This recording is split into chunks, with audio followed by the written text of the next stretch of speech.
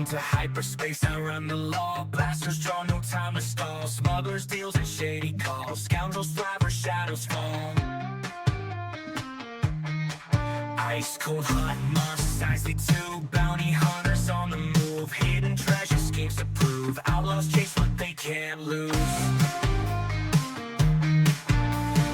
Rogues and rebels side by side. In the galaxy we hide. Danger comes, but we won't slide. Scoundrels creed, we're born to ride.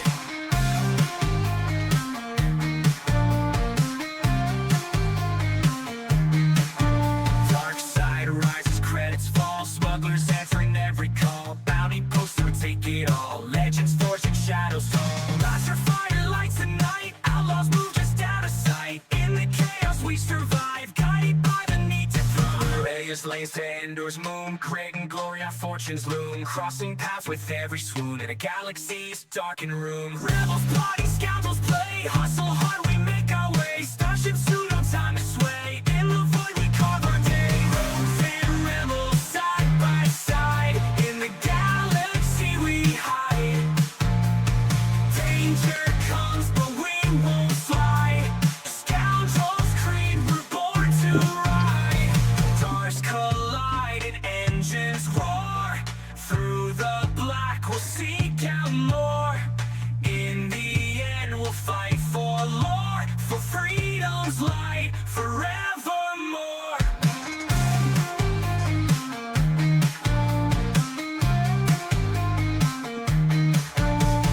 Stars collide and engines roar. Through the black we'll seek out more.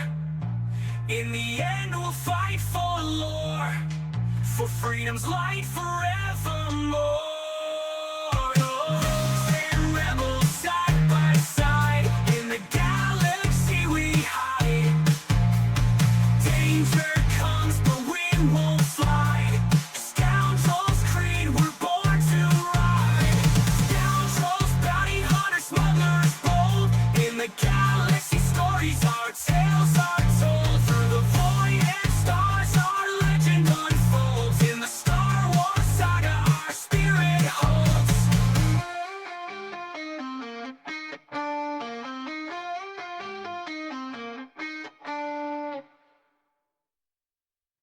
Hello, hello, hello. Welcome to tonight's session. Here, I gotta make this full screen.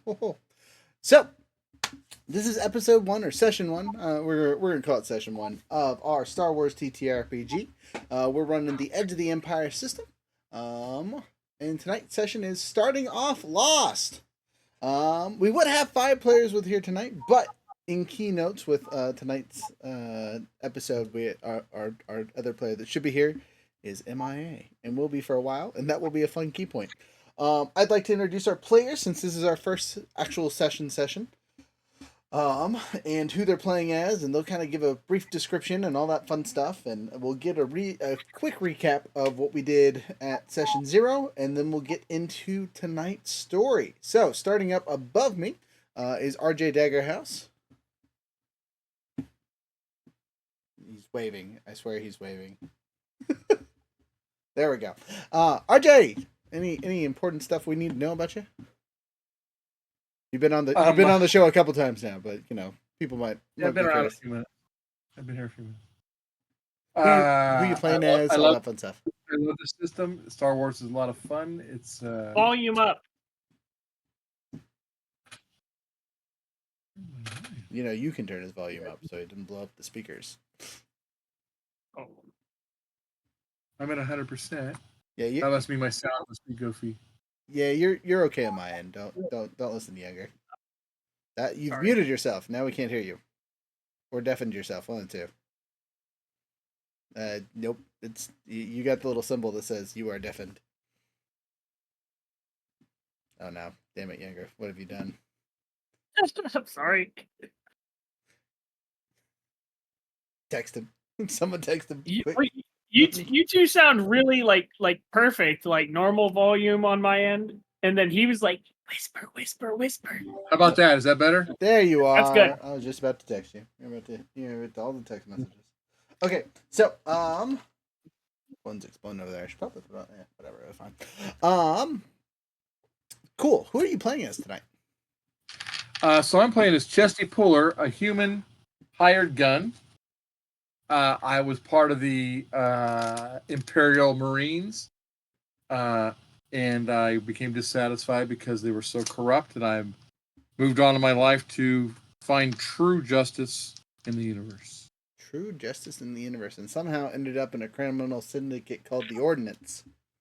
Fantastic. As a note for our viewers, he is in our little syndicate rank system. He's a rank 8, known as a trusted sidearm, the essential of a mob boss lieutenant. In our little group of yahoos. This group of yahoos, by the way, rolled super high, and we'll kind of talk about that in a little bit. But of the 5 of us that are playing, 3 of us are high tier, high level characters.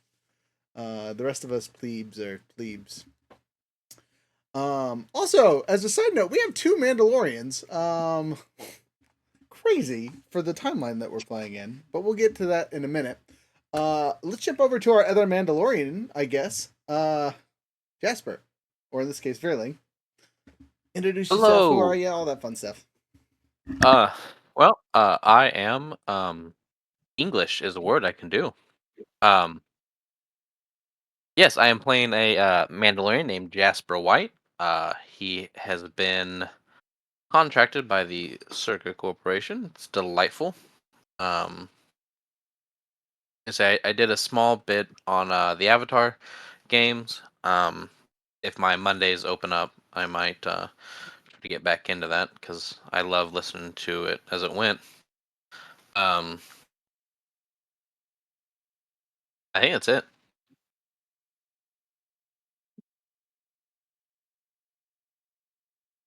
Okie dokie. I mean, you're so just as a note for your character, the bounty hunter, you're playing as an assassin style, or at least that's your first specialization, right? Correct. Yes. Okay. Cool beans. Have you played this system before? I know RJ and Younger both have, but have you guys? A bit. Yes. Okay. Cool. So, as a plus note for all of you people watching, I will explain things like these guys don't know what they're doing, but they do. So don't just when they look at me like I'm stupid, they're probably right. So last but not least, well, actually, sorry, I'm probably last but not least. But before me, Younger. Just least. Wow. Wow. I'm Younger, Rook's partner in crime in Epic Sages. You know, I've been around since the start. You know, and I plan to be around till the end. I'm playing as a Wookiee by the name of Taruf. I am a hired gun for this group of criminals. Because I was once a enslaved on a planet called Verlin was so kind to tell me the name, but I'm gonna mispronounce it. Tatooine, and ended up eventually escaping. You know, like jumping away on a pod or something, like hiding in the cargo hold, and then it was like, oh well, I'm not a slave anymore. I can hit things and shoot if I'm not a slave. Yeah, I'll do that. I'll join your crew. Whatever. And that's That's first 10. All right, cool beans. You're frozen, by the way. I don't know what's up with that. Go slap your hamster really hard. Let's see what else.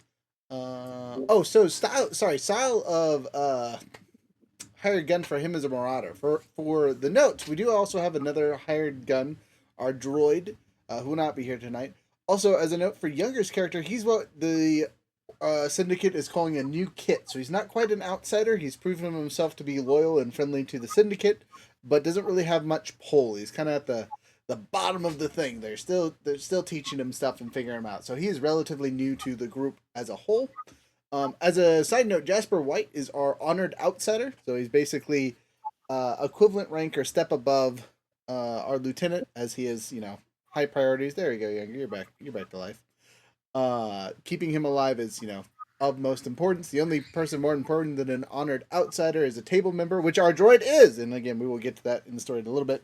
Last but not least is your handy dandy DMPC, Run Carouse, the Bothan smuggler. I'm the group's pilot. You will see me not in the scenes a lot of the times as I am running around flying a ship. Or you'll see me in the scenes a lot because I'm running around flying a ship. I want to do some rule clarifications before we got into the story. So I'm going to turn on a bright light over here and move stuff around so people can see. And A, we're going to go over dice one more time for people watching so we understand all that fun stuff. And B, go over distancing. Because sometimes we will use just a nice picture, and other times we will use a regular D&D-esque map. And I wanted to make sure we are all clear on how that worked before we get started. Generally a session 0 thing, but you never know. You never know. Sometimes you just goof it up. Alright, so here's our handy dandy map, and underneath is our hex board. And then I have a regular one hiding around here somewhere. So, yeah, there we go. These are 3 possible different styles of stuff that we will be using, right? You guys' tokens, which I will find and give you specific ones later. All our NPCs will have some kind of picture token like this, right? You guys will have your hero tokens that are specific to your characters, and we'll again pick those out to where they are appropriate. If your hero, like our battle droid, is a droid and needs a special token, we'll give it to him. But on a regular map, we'll just say that's random Yahoo. We kind of talked about this a little bit at session 0, but not a lot. The distance in between all these guys is like the distance from here to here is short distance, right? It's the equivalent of about 3 squares. 4 squares at most is that short range distance, right? Touching each other, that's engaged. Even being a little apart, you know what I mean? Like 2 squares can also technically be engaged depending on weapons that you're using and that fun stuff. As it is more fluid to be like, we're fighting over the counter, right? You can talk about that. The stuff on the board is going to be important because generally it will be there unless I say it's not. But the distance between that guy and this guy is a medium range distance. So when they run, they got to go here for half their distance and then finish off for their second movement, kind of thing. And again, the distance is anything after 4 is medium, and then anything after 5 more after that. So anything within 10 squares or hexes or anything else is within medium range. After that becomes long range, and then anything after let's say another 15 squares goes from long range to extreme range, at least on a small scale map, right? So if we're counting out 15 squares, which is basically any map that we will use, anything outside the map's bounds is what we will call extreme range, which sometimes you'll deal with, but a lot of times we don't. Let's talk about dice real quick. Dice we'll probably use the least, but always at the beginning of the session is our D100s. We'll roll those on camera every single time to get our obligation stuff figured out. And then let me grab an example of each one of the other dice really quick. Again, a couple of them we will probably only use once or twice, at least at the beginning here. This one here is our force dice, which I will need all of you to roll to start the session. So we're gonna start with that really quick. So grab your force dice or 1 white dice and give it a roll. This will see our starting amount of light side, dark side points. I got 1 white. 1 white. 1 white. 1 light. Whoa, we're doing good so far. I'm slow. I'm sorry. I'm trying to find the dice. The dice. Yep, just roll a force die. Yeah, I mean, I don't have the. I have to find the dice roller. This is why we prep beforehand. How dare you? Ooh, excuse me.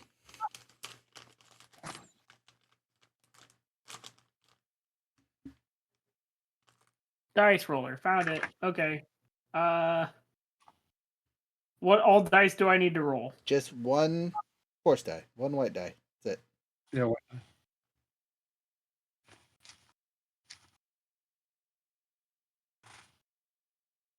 Should be. I got a black.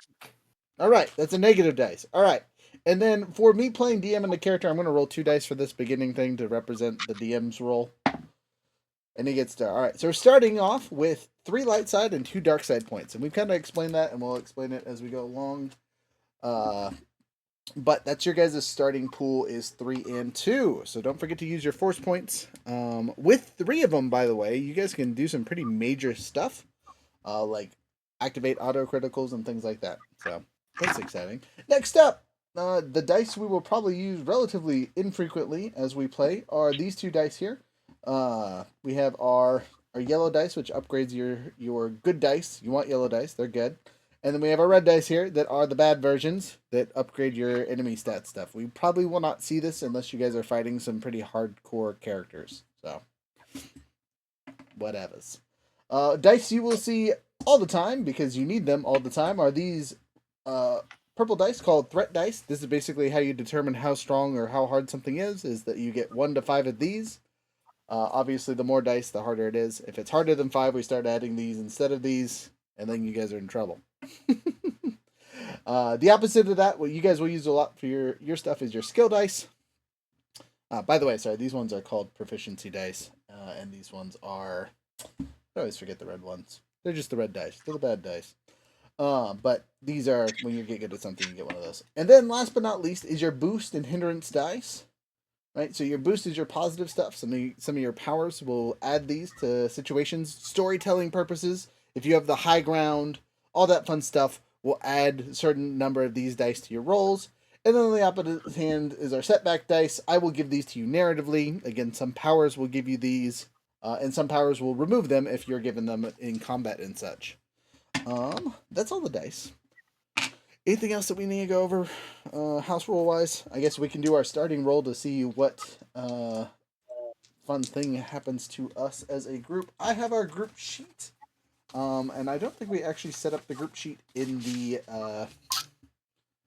our online version, so I have the one here. And since our handy dandy battle droid is not here currently, we're just rocking our 80 points of bad boy stats. When he shows up, I'll ruin it a little bit for you guys. He only took 15 points, so we're still under 100, just barely, for his stuff, and he would be in the front. But since we're all 20, it's kind of randomized on who's getting it. So it starts with Chesty, Tarif, Jasper, and Run is our order of shenanigans. 91! So, hey, look, Run! Alright, so for some reason, somehow, we are dealing with my obligation this session. So something to do with a favor, which kind of makes sense, because my character's favor was getting us our ship. Oh, excuse me, sorry. So doing stuff to alleviate that favor, kind of makes sense. Yeah, sorry. Let's get the intro part of why you guys are doing stuff together figured out. So, as you guys know, you guys are part of a similar crew. The crew is called the Fur-Gotham. Thank you, Younger, for that name. And you guys are working as one of the main groups of the table because your boss is F4 D3 or Fade, who was a council member. But we'll get to the but in a second here, actually. He's your squad leader. The person in charge of you gives you directions, helps you pick your missions, all that fun stuff. He has been assigned to you. You're kind of the ragtag group of the bunch, as again you're dealing with the honored outsider and the other yahoos. There's actually not a lot of ordnance members in this little squad. You're probably the smallest possible one in the syndicate, but that's not bad. That just means you're a scalpel in the operation. But yeah, so you guys are at the Polis Massa home base, and you are chilling in the equivalency of the common room together when a very angry-looking Gungan walks in the door. You hear it slam open, which is impressive because, they're sliding doors, so slamming one of those is a whole different level of angry. And he yells at you, "Hey, furries, get over here!"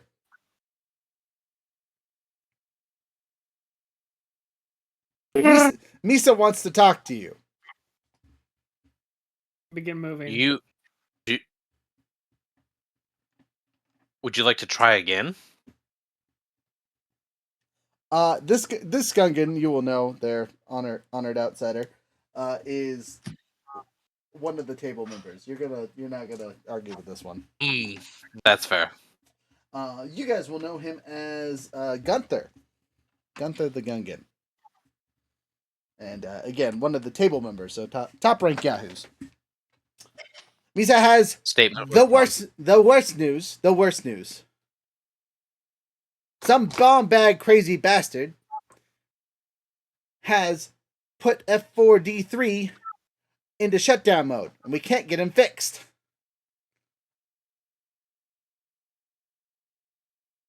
You guys are going to take your fancy flying thing, the ship over there, and you're going to find this bastard. He's hiding somewhere in the asteroid field. We don't know why he's done what he's done, but that's what you're going to handle. Before you guys work on anything else, you're working on that for me. Immediately.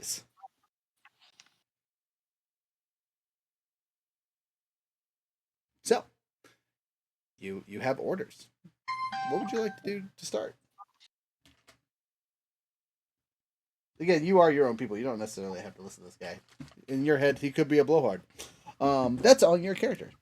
So, what do you guys want to do? You guys are deciding. I'm gonna pick out some tokens for y'all. Do we? Hey, Rook, I put something in the chat for you to look at. Oh no. Okay, listening. Can we get some more info than he's just? Yes. So this is actually pulling from our syndicate board. See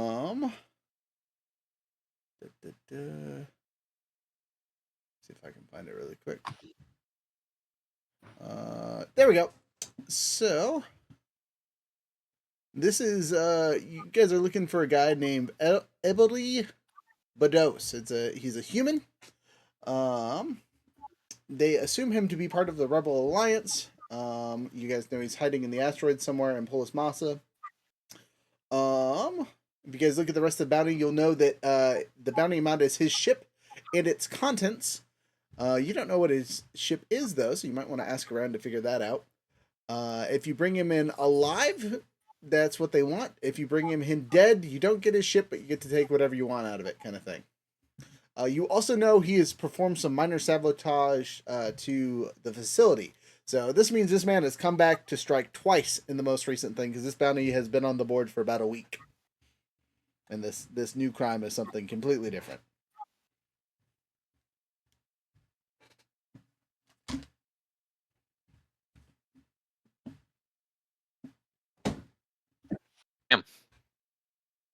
Okay, so there's a little bit of information without doing any kind of roles or role playing at all. What's the thought here? Where do you want to go? What do you want to do? Oh,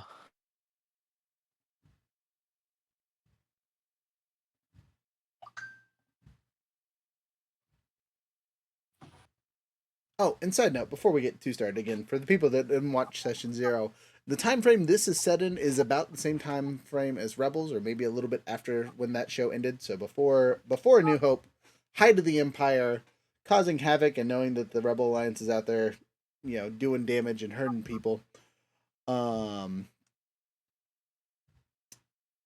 Full swing Imperial March. You know what I mean? It's kind of burning things down, making people hate the Empire because they have been, kind of assuming the position for a while now. Anyway, up for suggestions.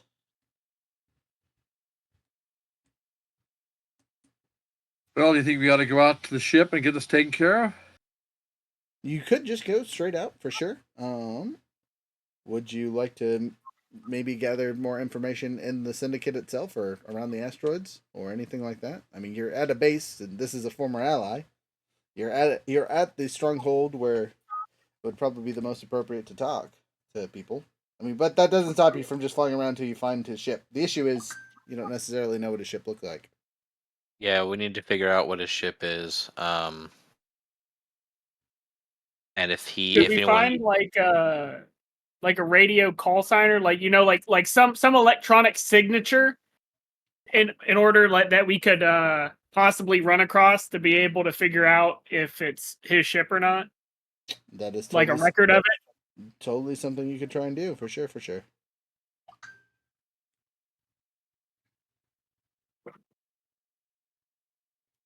So would you like to go to someplace and try and do that? Yeah, I'll try that. I'll try to figure out some information using whatever a computer skill is. Or Okay, so you go to the computer in the room, right? And you're gonna look through the registration bits of all of our ships. Unfortunately, this is relatively guarded information, and you're no one important. So I'm gonna have you make a computers check. It's a computers check. What's your computer skill? I got a 2.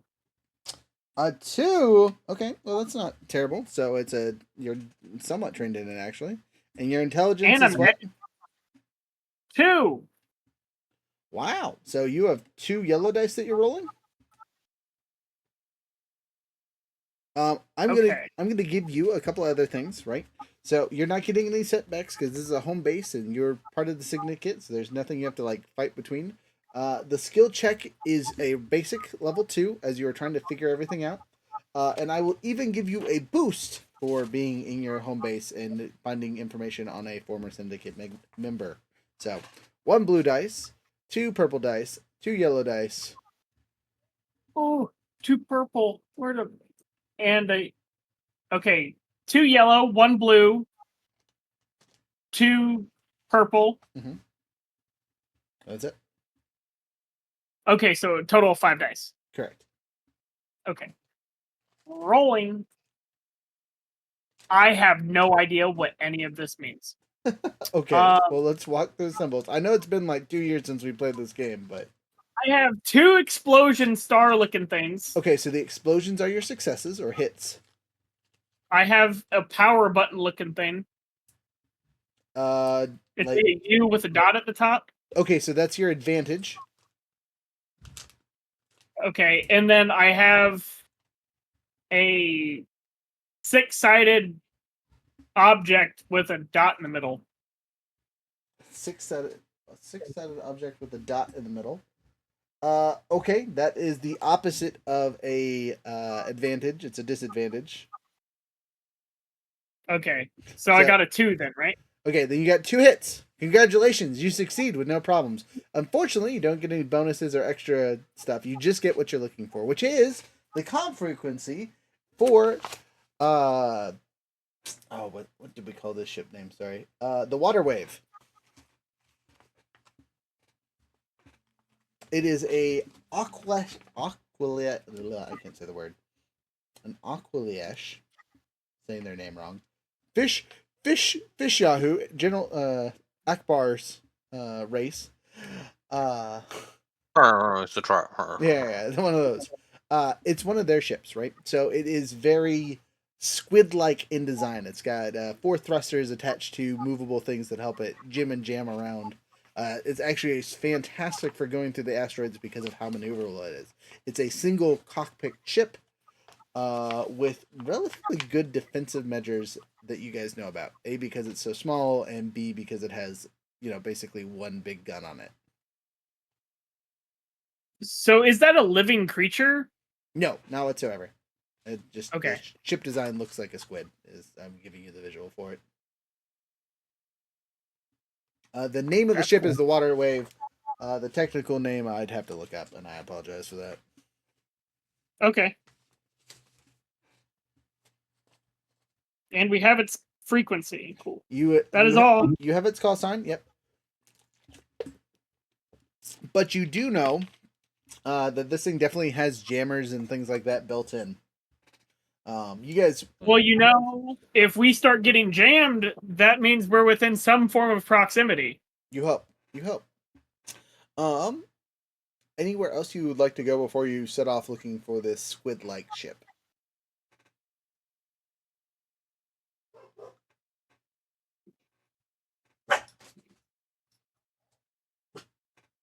Again, in the main base area. Again, this might be a good time to find former allies or people that can kind of tell you what to expect about this guy. Or you can pull from your own knowledge, as you guys are former members of the syndicate and might have met him in the past.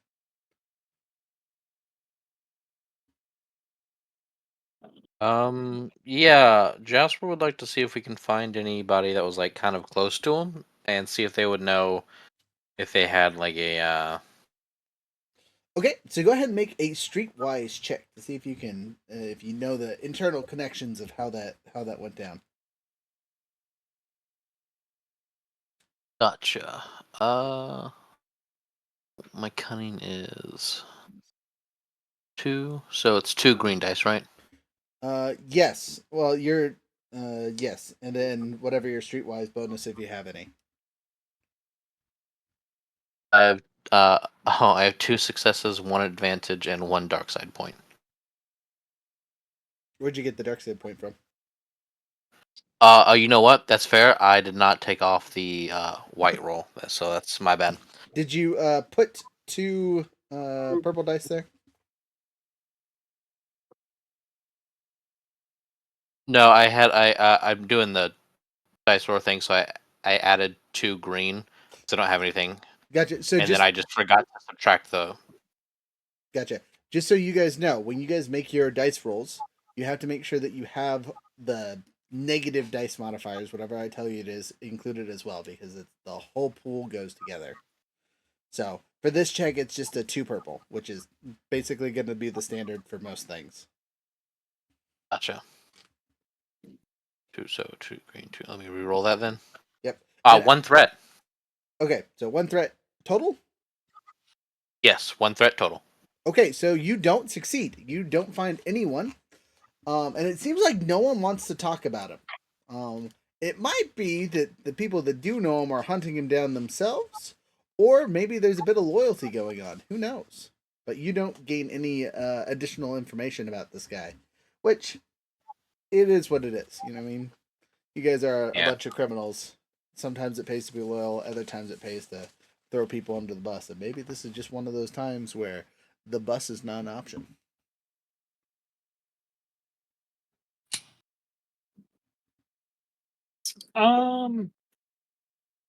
Could I use a navigation skill in order to see prior movements between whatever his prior jobs were? Like, what was his regular intervals within that region if he operated within that region before?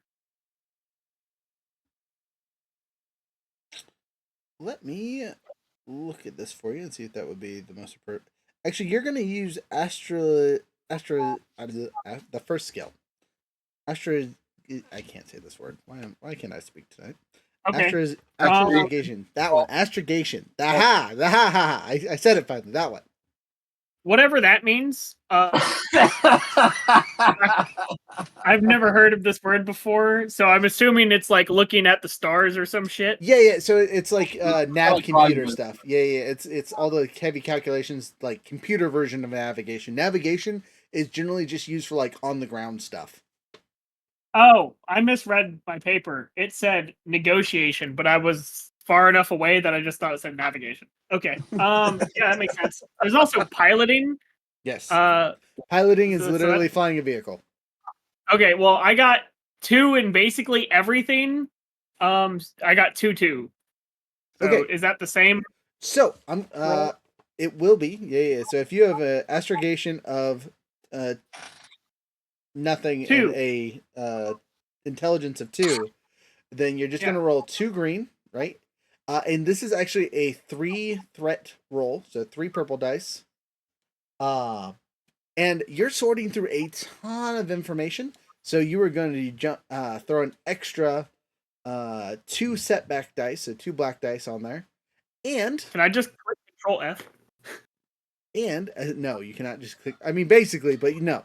And then as a bonus for being part of the syndicate and having his information code and all that fun stuff, you get 1 blue. Okay. At this point, so before you get too far, I'm gonna possibly suggest you use one of your light side points to add an extra blue dice to your roll. Before I do that, you said that I had a +0 at the beginning, but I have a 2 estrogen or whatever it is, and a 2 intellect. You actually trained in this? From what? Yeah, I've almost everything on my board is 2s. How did you do that? Because it's based off because my agility, intellect, cunning, and presence are all 2. My willpower is 1, and my brawn is 3. Okay, so they are different stats than your trained skills. So Then I don't. those little pips that you fill in, you have to spend experience on. So if you filled in 2 for everything, you done goofed. No, I understand. Okay. No, I get it now. Okay. Yeah. Okay. So just 2. Gotcha. Just 2 green, right? Because when you do the numbers, right, you take the lower of whether it's a trained skill or your base skill, and that becomes your green dice, and then the lower of the 2 numbers become your yellow dice. So if you have, we'll say, 2 intelligence and a 1 in astrogation, you get 1 green dice and one yellow dice. Gotcha. So you're really only rolling Okay. 2 dice, but if it's easier to think about, look at the base skill first, and then whatever your skill is how many yellow dice go that you trade out for it. Gotcha. Okay. I understand now. My bad. Okay. I mean, unless You recommended I use my. How big is a blue dice? Like, it's the D6. Okay, I am not gonna use the extra. I'm gonna keep my light dice for later. Are you? This is a really good time. This is the appropriate check place to use it. It does. This is one of those things you want to be using on the regular, because I will be throwing the dark dice at you too. I will add it then. Okay. And I will roll. Oh God. I have 2 what you said were hits. Okay. I have 3 disadvantages. Wait, 2 disadvantages. Okay. Wait, disadvantage was the one that looks like a hexagon? Yes. I have 3 disadvantages. Oof. 2 advantages. Okay. And I have 1 caltrop looking thing. Okay, so that's a fail, right? Or a miss, whatever you want to call it. They cancel out your hits, but just 1 for 1. Oh, 1 success, 1 threat. There you go. Okay. Nice. It tells you. It on does. The screen. I just didn't know. That's read the thing, you goose. Anyway, it's way faster on the computer, I swear. So with 1 threat and 1 success, I'm really glad you rolled that extra blue, because that tells me that you would have failed for sure without it.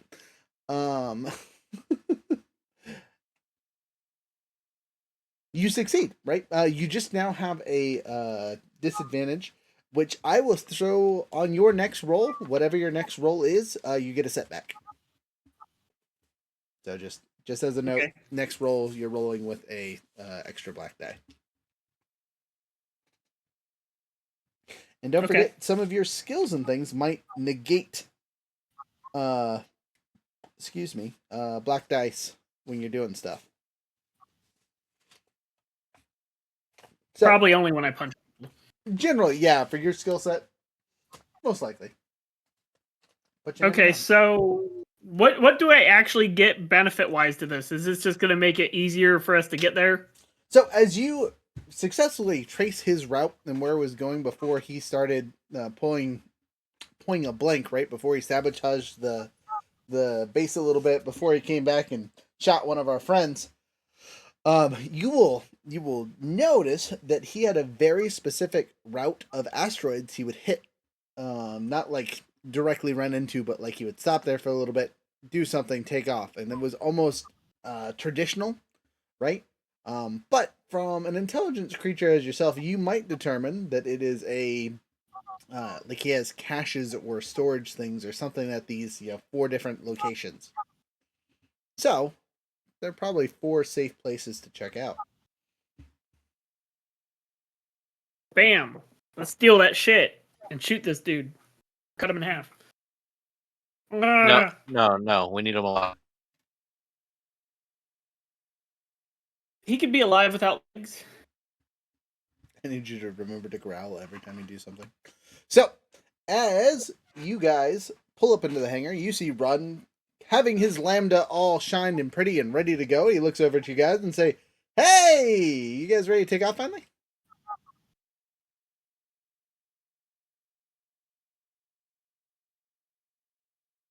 We have a course for you, I believe.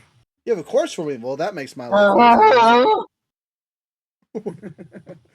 I hand him a terribly scribbled note. Good thing I read Wookiee. It's terrible even for Wookiee. It's in It's a Galactic good thing we Basic. all speak it- Wookiee. I was gonna say it's in Galactic Basic. I was just being an asshole. So cool beans. We have 4 routes to go to. How do you guys want to do this? We could go from nearest to farthest, or we could go farthest nearest, or we can kind of just 1, 2, 3, 4 location wise. At this point, you're kind of throwing poop out a wall and seeing what sticks. Yeah, that's what I'm saying. That's an image.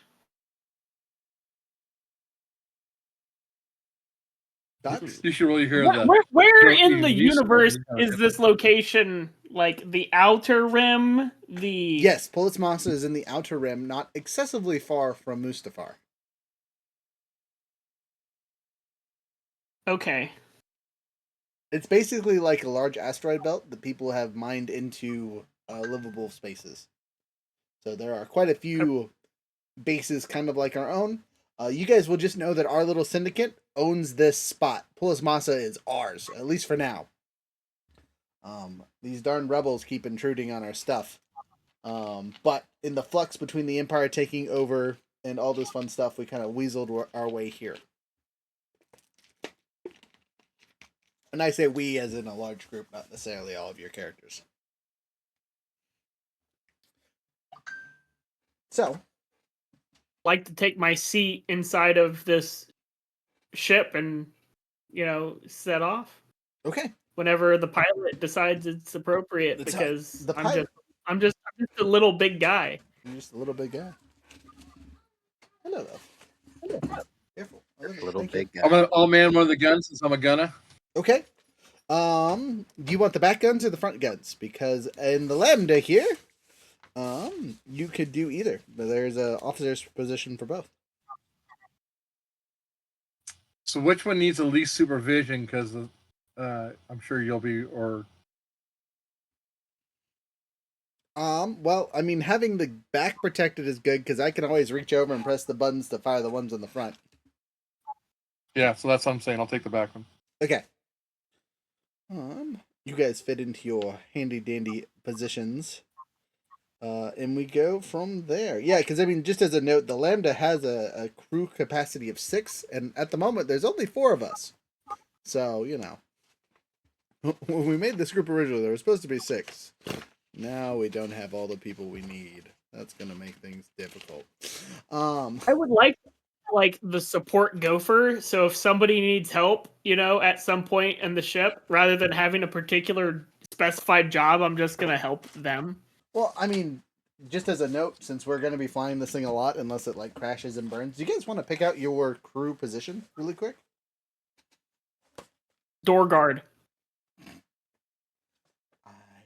A legitimate door guard. No, I mean a legitimate spot. Because it'll have different roles if it matters for you guys. The guy who denies people access through the button. We're not putting you on comms. No, I'm talking about like oh, you want access to the ship? Yeah, you ring the doorbell and just like instead of that, it's like you have the camera and you're talking to somebody before you get access. Okay. The guy who says no. So, the spots that we have are 1 pilot, 1 co-pilot, 1 navigator, 1 gunner, 1 comms operator, and 1 engineer. So obviously, pilot number 1, haha, the person flying the ship, got it. I don't necessarily need a co-pilot or navigator, though if we have either of those, they will make flying easier and allow us to do extra actions. We definitely. I will take the co-pilot because I actually have a rank in piloting space. Perfect. Okay, so being the co-pilot means you get to actually be the pew-pewer and or the piloter, which is great. Depending, because you only get 1 action while you're flying or whatever. So if I fly, you shoot. If I shoot, you fly. Or you do one of the other fun things. Gunner. Understood. Gunner spot is taken. Congratulations, you control the guns. And in all honesty, in that spot, you get to pick which gun you are firing. So that leaves the comms operator, the engineer, and a navigator there, Wookie. Oh, you said not comms, right? Not. Oh, I mean, you can which be one of comms. It'd be really funny though.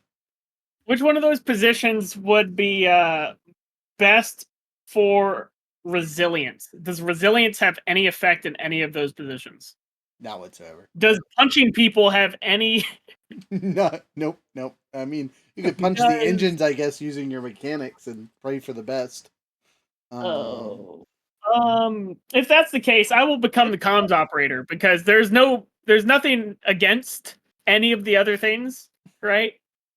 Or pro because I am a meathead, who is average at everything. Okay. And I, so yeah, I mean, more importantly is the engineer position. If you're average at everything, I'd rather have you there than the comms operator. Also, we can't, sneak by the guards if we have a Wookiee on the comms trying to talk. yes, we Yeah. can. I am just coming in. Broken up. Our radio is damaged. About that. So, I'm politely telling you, navigator or engineer. Those are really the two open spots for you. This is non-human segregation. Yes, and you deserve it. You said navigation or engineer. How would the engineer be useful? So in combat, the engineer repairs the ship. So you patch holes, you do that kind of stuff. So before we get too far into it, I'm gonna actually kind of bring that up for you guys, for you get to kind of explain what everything does. Because it's important for the ships and stuff, right? So in our flying ships, right? Combat kind of goes like this, right? You determine your initiative and who goes when. You assign your initiative slot, so when your ship and there's multiple people in the ship, you decide who goes in what order for your thing. Then everyone takes their turn, right? And once everyone goes through a turn, the round ends, and then you start back over again, right? Basically like regular combat. But on your turn, it's mostly abstract and narratively driven, designed for quickness and ease of use. It's meant to better reflect the cinematic action adventure style of Star Wars, to avoid the bogging the game down with minute details of make, grab, blah blah blah, whatever. Player characters follow the same rules as combat, as detailed at the starting page of 197. This means they can perform one action, one maneuver during their turns. They may also be able to perform a second maneuver by suffering strain or spending advantage, although each player may never take more than 2 maneuvers during its turn. So, a maneuver is accelerating or decelerating the ship, flying or driving the ship, changing the speed, making evasive maneuvers, stay on target, punch it, a lot of activate deflector shields. Some of these are pilot only stuff, so meet the pilot or co-pilot are the ones that can do those. The other things that you can do for the action is damage control, which is fixing the ship, obviously. Gaining the advantage, which is again a piloting thing. Starting ships have various actions. Performing a combat check with the vehicle's weapons. And that's a whole thing. And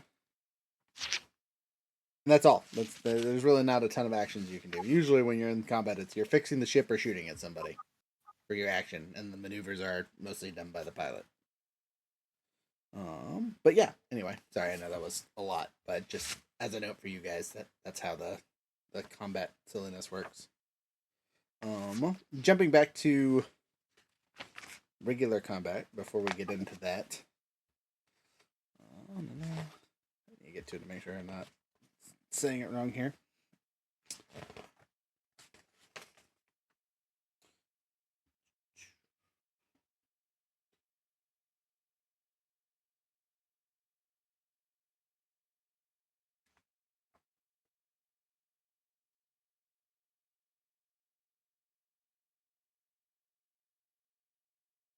So just like space flying in on the ground stuff, you get a maneuver, and you get an action. Every turn you get that. You can spend strain to do extra actions, and sometimes burning advantage allows you to do other stuff. Cool beans? And then when we get into combat, I'll read all of them off because there's quite a few for regular combat. But just remember that for later. So, anyway, you guys have your positions. You take off. What spot do we go to? 1, 2, 3, 4. 4, 3, 2, 1. 2, 3, 4, 1. Now, what's our first landing location? Well, we want to sweep out and then work our way back to the base, or do we want to chase them outwards? I say we go stop by his caches and take all his stuff. Yes, that's the plan. It's the order of which we are going to that is the area of contention currently. I feel So like if we go to the farthest one first and work our way back, we're like pushing them in system. If we go for the first one going out, we're pushing them out of system. I feel like That's smart. I just feel like the others are going closest first, so yeah, we should probably go. I think we should go whatever the navigation route that I studied said the opposite of that, so that we catch him going that direction.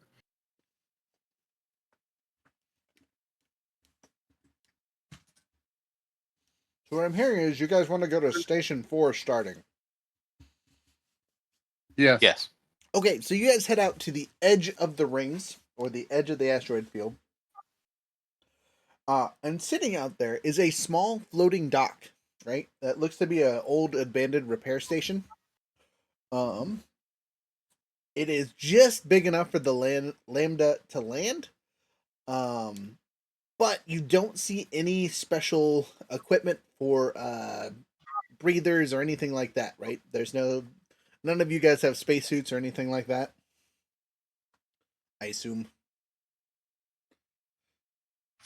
And you all require oxygen. So we can land on this spot, which by the way I need to roll to make sure I fly us there appropriately.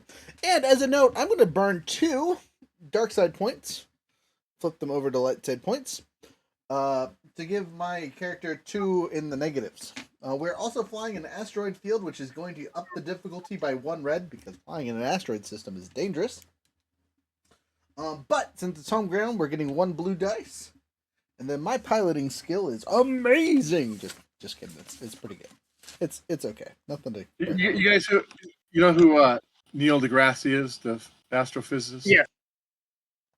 Have you ever heard him describe how dense an asteroid field is? Yeah. Is it not very dense? It's not very dense. It's like 600 miles between rocks. Allegedly. But that's what they figured out, how far apart they are. So like they're not a navigation hazard, but in all the movies they're like, oh my god, they're swerving all around. It's the little rocks. You gotta watch out for the little rocks. It's not the big ones you gotta worry about. It's the little rocks. There's a little rock in Arkansas. Wow. Okay, so I have good news and bad news. Oh God. Good news is we You don't wasted crash. all of our life points. No. Good news is we succeed. Bad news is I got 2 threats, which I will give to myself on my next roll for anything. I will take a setback of shoot. Continue the bad luck. Wow. Okay. There's that. We make it to the thing. I land successfully, barely. We're talking like it was rough, but I did it. Nice landing, bro. You missed a couple rocks out there. You should try it again. I'm so sorry. The Lambda is built for open space, not asteroid fields. Got big ass wings. This is why the Wave Runner is a tiny single person ship and why it's so easy to navigate through here. Why everyone else in this freaking syndicate flies single person ships. Yeah, I wouldn't give the ship up for the world. But also some bullshit. Maybe you could have a new ship. Not until this breathe, one. breathe. All right.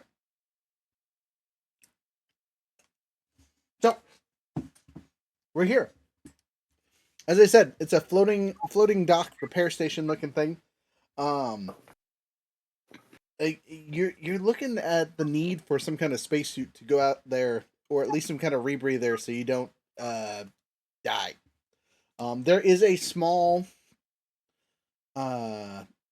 repair station, is the best way to describe it. Attached to it's about a 2-man room for operators and whatnot for the equipment. But it looks like it's been turned off for quite some time. So my only question to you guys is, how do you plan to check it out if you plan to check it out? It is very apparent that there is no enemy ship hiding here, as there was just barely enough room for the land itself. Well, we still want to go capture that guy's loot if we can, right? Okay. Yeah, and if he's even if the ship's not here, he might have left some clues. Okay. Uh, So the hard point is getting to the room, because again, none of us have spacesuits. how much is a spacesuit? There are a couple hundred credits. If I remember correctly. Oh, Can we like park our door through their wall? No. if I remember correctly, I'm pretty rich still.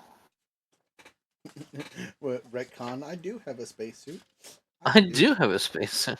Again, the advantage of playing a droid character is we could just be like, send the droid. Unfortunately, Yeah, he is Droid's not here. Yeah. he's sleeping at home. I mean, if you'll let me retroactively have that, it's only 500. I have more than enough. I will 100% retroactively allow you to snag a spacesuit. Delightful. I have adverse environment gear. Okay. So your adverse environment gear is not going to last you a long time, because again, it can kind of seal itself off to stop gases and things. It's not really meant for the vacuum of space, but in this situation, it'll work well enough. Hooray! Oh, I totally forgot something that everyone needs to do on their characters, though. Is making fear checks and stuff. So I need all of you to have a phobia. I do, or I can roll it for you randomly. Or you guys can just in character tell me a fear that your character has from a prior experience. But it needs to be written down somewhere on your character sheet, so I know when it comes up to be like, aha, you make a fear check. The other time you'll make fear checks is if like we run into something that's actually terrifying that would legitimately scare most people. Because fear is a thing. But a phobia automatically jumps it up to like the top, and if you succeed against it, you get experience and all that fun stuff.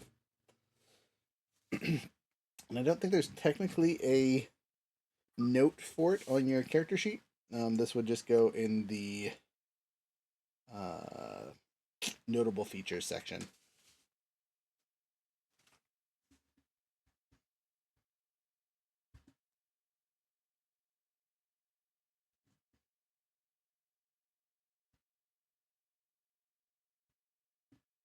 I choose explosive slave collars.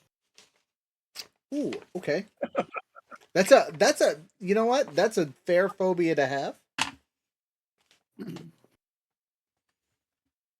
But I mean, like, just as a note, if you see that, you freak out. So good to know. If I see somebody blow up, I freak out. Yes. Explosive phobia. Okay, that'll be really funny as we go along. RJ? I'm gonna say let's go with falling. Scared of Okay. heights. Noted.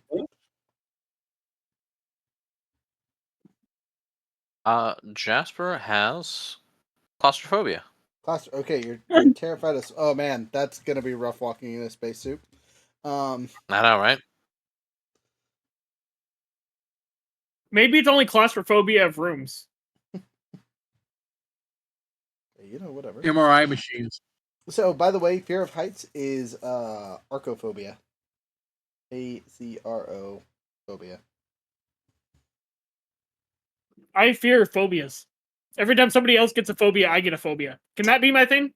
I mean, it can, but I feel like that would just make things difficult. If someone freaks out, I freak out. Don't forget, the Wookiee will freak out. No one wants to see the Wookiee freak out. I mean, to be fair, that's pretty much how Wookiees are supposed to work, right? Because they're like cowards. That's a joke, right? You're being funny right now. No, 100%. Their willpower is a 1. They're not cowards. They just have limited self-control. I was gonna say, I think I played that the other way. They have terrible discipline. Yeah, exactly. Because they're just big monsters that just punch things to make them work, as you have already tried to do, being the mechanic.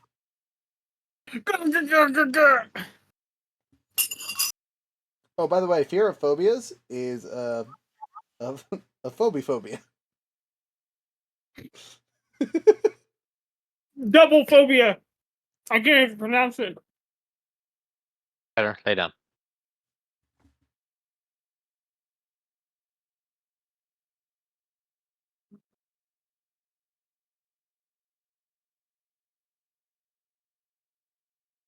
If I take 2 phobias, can I get a bonus? No. Fleas. He also is afraid of fleas. I'm gonna take trypansphobia, which is the fear of needles or injection. Come on, man! It's just your COVID shot. Come on.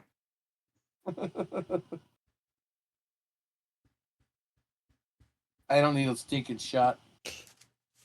Most people have fear of rejection, not injection. That's a good joke. I like that. Okay. That's Oh, sorry. Veerling, what'd you pick? Sorry. Claustrophobia. Claustrophobia. Okay, so we got fear of small spaces, fear of exploding, fear of heights. Exploding neck collar of the slave variety. Look, because I watched so many people explode. I'm gonna tell you this here now. That's not really a thing you gotta worry about too much. People don't just murder slaves. That's bad business. That is bad business. So, maybe they did it for entertainment. Yeah, I'm gonna again. You walk using your suit. You have enough time here. It's not a huge walk. So we let you out, and you make it in the thing. Your air decompresses. Surprisingly, there's power to this station. It looked from the outside to be off, but as you get closer, it looks like someone's just kind of like covered the lights up with some kind of dirt, fungusy looking thing, or grease is probably a better descriptor of what it is. But it's locked, so you're gonna have to slice into the terminal. Do you have slicing gear whatsoever? No, that I do not have. Okay, so you're gonna just do this manually, which will give you some setbacks, but you can do so. Basically, you're just typing on the keypads and hoping for the best. So we're gonna make a computers roll. It'll be a tier 4 difficulty with no setbacks.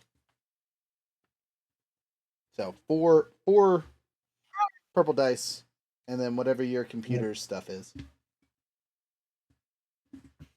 And again, because this is such a high difficulty level, I would suggest using a couple, if not a single, force die. You guys have 4 currently, because remember, every time you use force die, it switches to the other side, and they build up that way. Yeah, I will. I'll use 2 light side. Okay, so because I only have 2 intelligence. Okay, and that'll add 2 blue to your roll.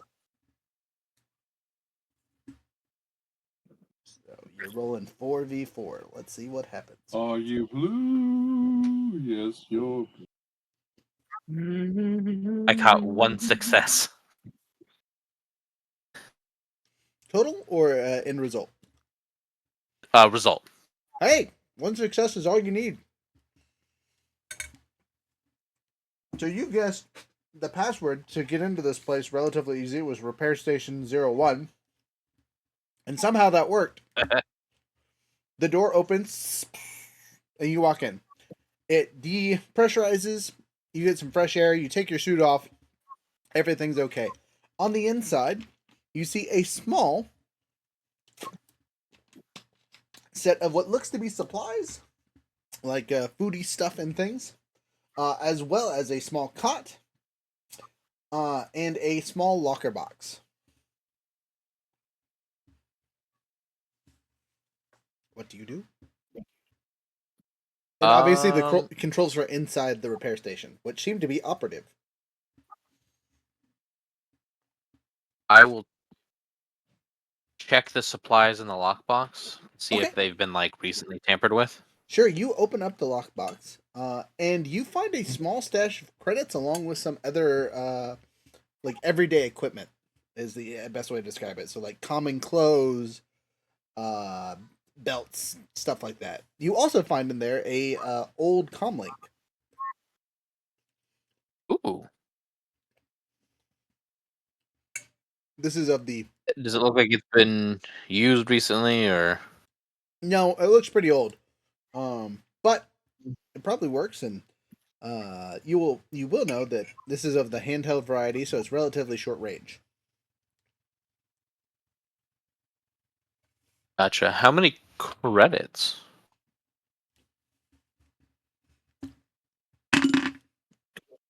This stash has 220 credits. Holy shit!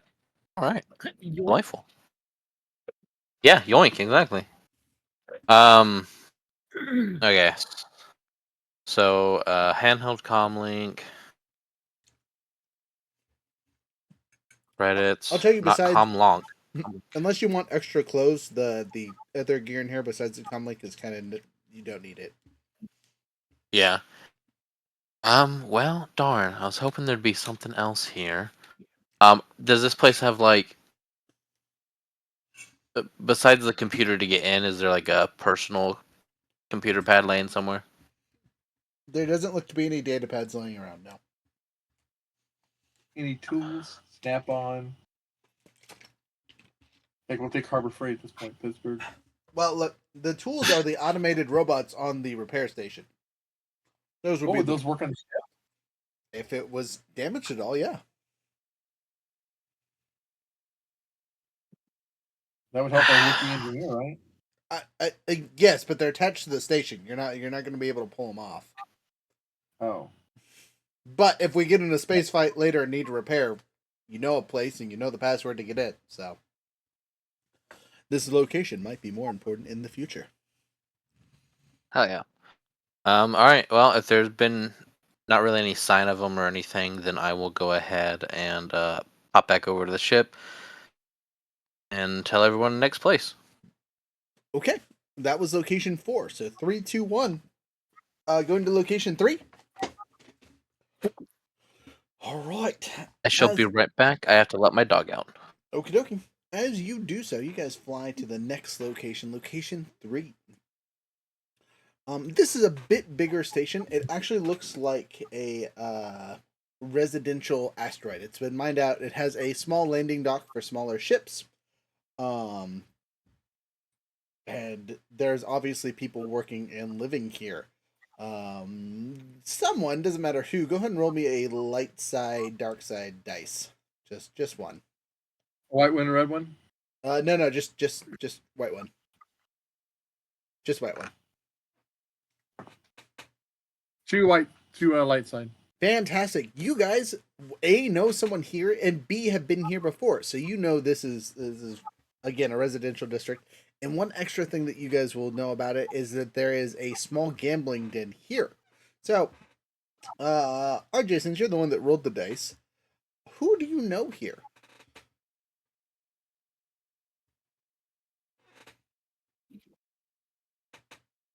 Why you gotta do that to me? Some brewer. He knows some brewer who works in a capital city. I guess He's I here guess on let's his go with, gambling addiction. I guess let's say one of the servers at the casino, like the drink girl. Uh-huh. She used to be a stripper. So you know a Twi'lek named Daisy.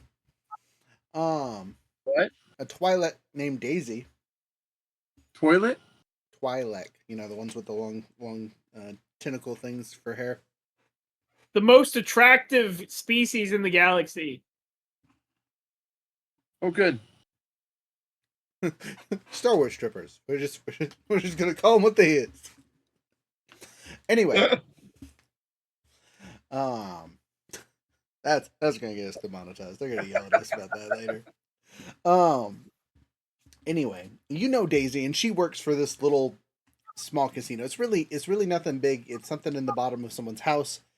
And she serves drinks there. There's literally 4 tables, her and the bar.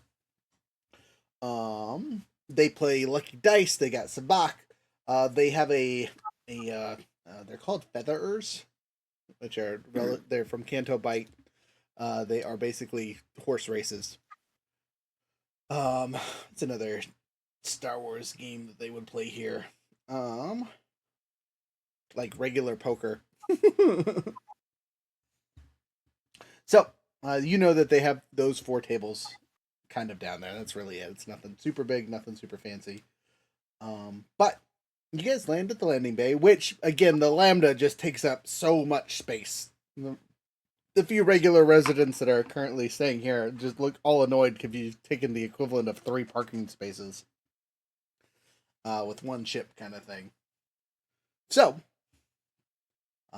there's breathable air. You're able to do stuff here. What would you like to do while you're in this residential area?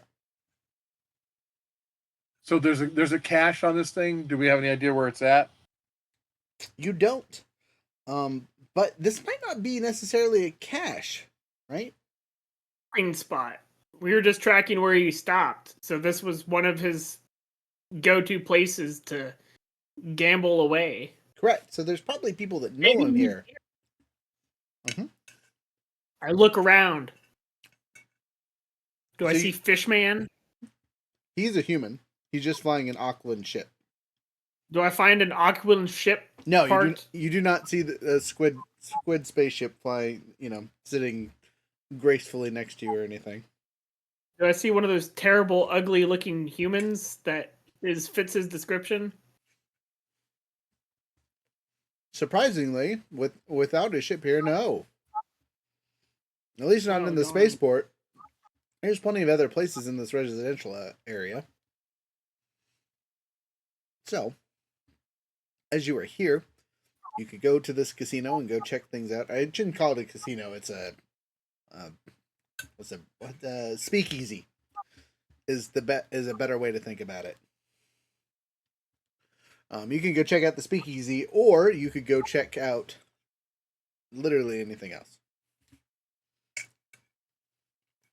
Let's go check out the speakeasy. All right.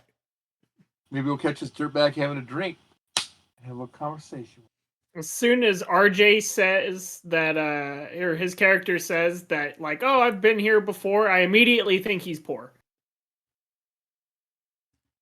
Wow. Okay. So, you walk into the speakeasy and are greeted by the casual huzzah! A very familiar looking Twi'lek wheels her way over to you, as you'll notice she is on the equivalent of roller skates. Hello there, Chesty. How you doing?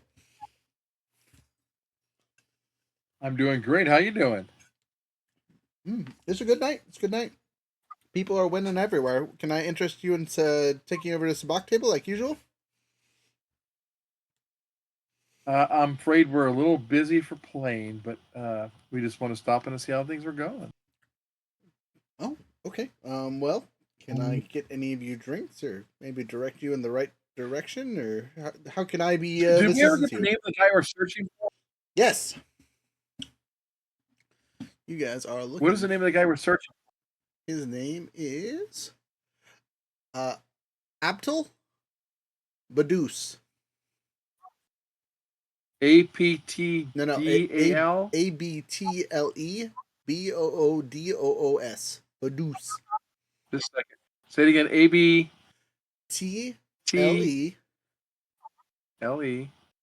Badus. BODDOOS. Badus. Borus. I say, Gunner the Gungan has us looking for Abtel Babus. Has he been around? Mm-hmm. Yeah. He came in here, I don't know, 3 days ago and met some Yahoos over at the Feather uh, races. I was talking with them while the races were going on for, I don't know, 2-3 hours at least. They tipped well, so I left them alone.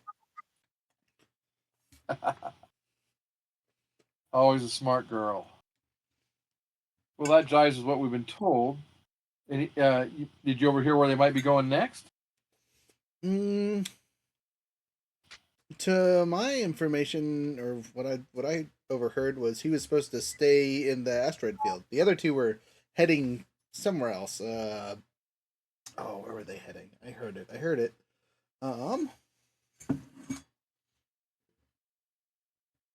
They're going to somewhere in Hut territory. I can't remember its name.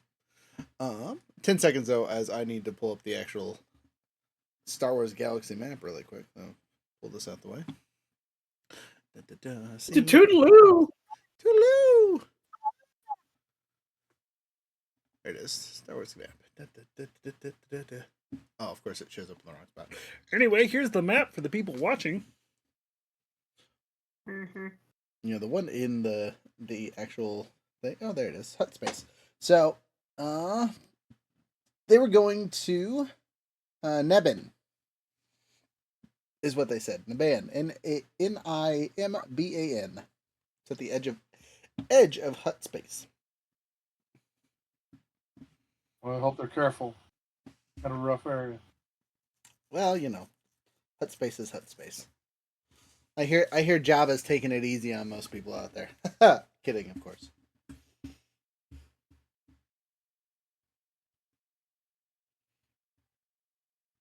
Well, gentlemen, while you are here, can I interest you in anything, or are you just gathering information? Well, I believe we wanted to have a drink. Did we not, boys? Rutten's going to go over and say, well, I would, but I was broke until we get a job finished. All my money's went back into fixing up the Lambda. And you owe me for that gun I bought you. And that too. And I owe one of the table members, not our friend the robot, a considerable amount of help with for helping me keep my ship. So, you know, apparently it's a lot of work to steal an Imperial Lambda from a senator. Who would have thunk? Not I. Jasper will hand the Felix 100 credits and say thank you for the information. Thanks. I turn. Virlene, what's your character's name? Jasper. Okay. And say, oh, one of my overlords isn't poor. Please do not call me that. He's not even part of our syndicate.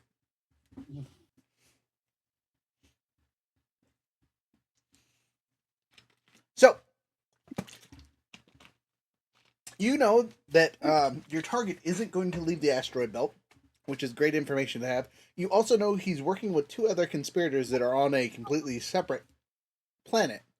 All that's solid information to snag. He's not here though. So, would you guys like to, I was going to say, would you guys like to continue? All right. As you are flying, can I have another dark side, light side roll from someone besides RJ because he rolled it last time? Do it, please. I'll do it. What do I actually have to roll? Just one What am I rolling? white dice. One white dice? Okay. Correct. Rolling. I got a dark. All right. That's highly unfortunate, but you know, it is what it is. As you guys I think you also told me my next roll would also be a disadvantage if that matters. Not for this one. You're not making a skill check of any sort. This was just a chance. The universe working against you kind of thing. So I'm going to burn one of our dark side points as well to give this an advantage. As you guys are flying along. In an automobile. Well, that's way too funny. Oh, okay, dang. I was like, wait, everything canceled each other out. It was great. No. So you guys take damage immediately. A small explosion happens and the lambda is hit. Not a ridiculous amount of damage, but damage nonetheless. You're in space combat. We're being attacked by huts? Nope. Looks like there was a small shuttle that was waiting on the outside of one of the asteroids as you guys took off from the. Is it of tentacle nature? It looks like it is of tentacle nature for sure. It's, what? Ah! Space hentai! That's goofed up, but I find it funny. Okay, so How did he know? How did he know that we were hunting him?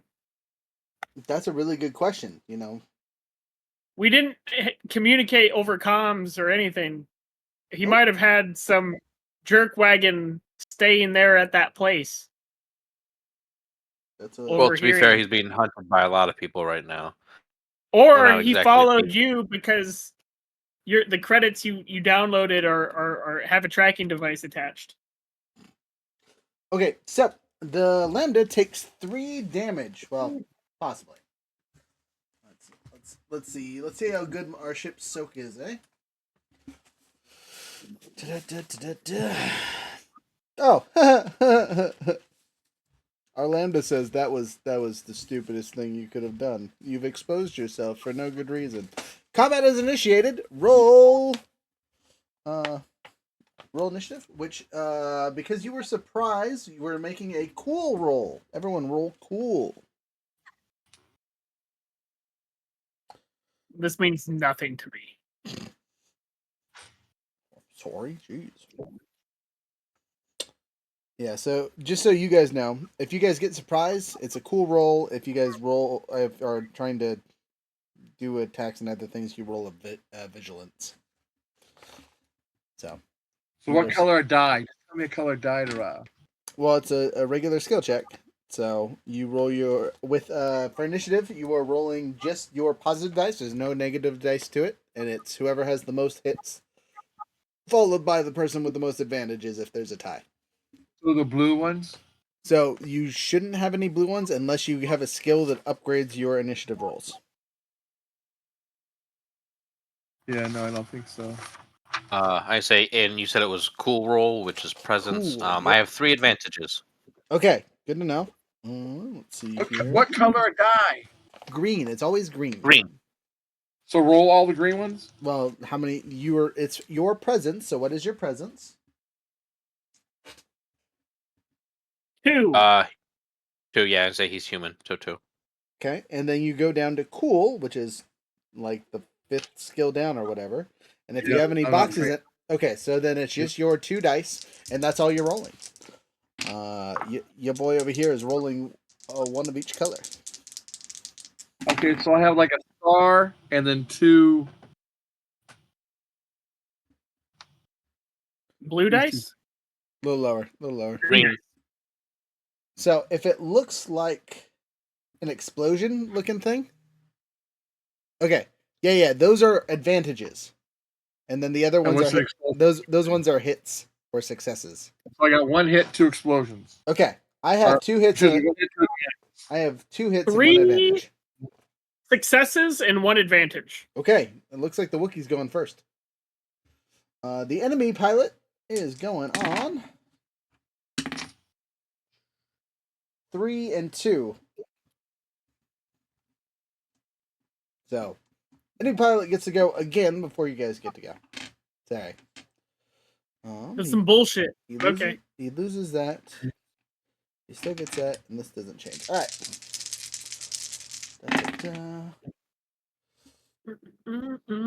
Okay, so That cancels that out. 2 hits, which means he actually does 4 damage this round. Oh, I should probably. Do you guys remember how hits work in this game and how damage works for your stuff? No.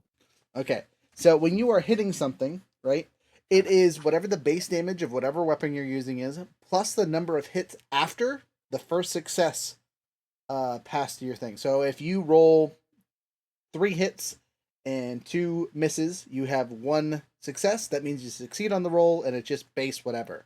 If you get more hits after that, then you get to add however many extra hits are after that. So if you have 5 hits and 2 misses, you have 3. You get an extra 2 damage to whatever your base weapon damage is. So in this case, the base weapon damage is 3. He got an extra 1 of 4. He also got a threat of some sort. So next round when he rolls, he'll take a setback. And then his maneuver is he is going to disengage from the asteroid. So he is actually flying now. So he went from a speed 0 to a speed 3. Not that that matters for you guys, because you can't see where people are at this point. It's just what sounds cool. So Wookie, you're first. So I figure I have 2 options. I can either jump on a second gun. Is the gun that is to our rear or to our front, whichever one is unmanned, is it able to shoot at him? So they're actually all in one location. The gunner has control of that. Okay. I was just curious because I thought you said they were 2 separate positions. They're not. Not. Okay, so I will be a good mechanic boy and do my job and hit my wrench against the engine and tell it to fix itself. There's no need. We haven't taken any damage yet. The armor on our ship is holding out still. I don't know how to do anything useful because we already have a gunner on a gun and we are in a ship. Okay. Let me look at the stuff that you can do. So what you could do is scan his ship because you are. Actually, I don't even know if that would be appropriate for you because you're not co-pilot or navigations. You can angle the deflector shields. Not that you really need to because we just have a front and back. Never mind. Could I do something in regards to navigation so that we maintain our angle of our guns on him to make it easier for the gunner to do his job? Or something. Like prior planning, like matching his trajectory. Like, oh, where is he going based off of his current avenue of ascension or whatever. So that's called stay on target, and only the pilot can do that. Okay, well, yeah, as I said, I don't know what the hell I'm supposed to do. I'm a door guard. Well, yeah, at this point, I don't think you can really do stuff. I'm sorry. Looking at all the options.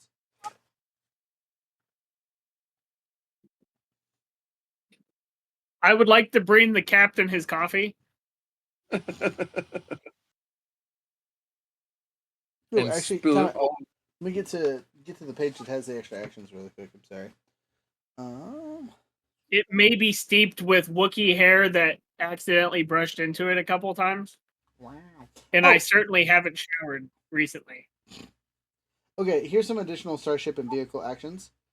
So you're not going to pilot the course or co-pilot. You could do jamming, which is a computer's check. You can boost the shields, which is a hard mechanics check. That would be helpful. I'll do that.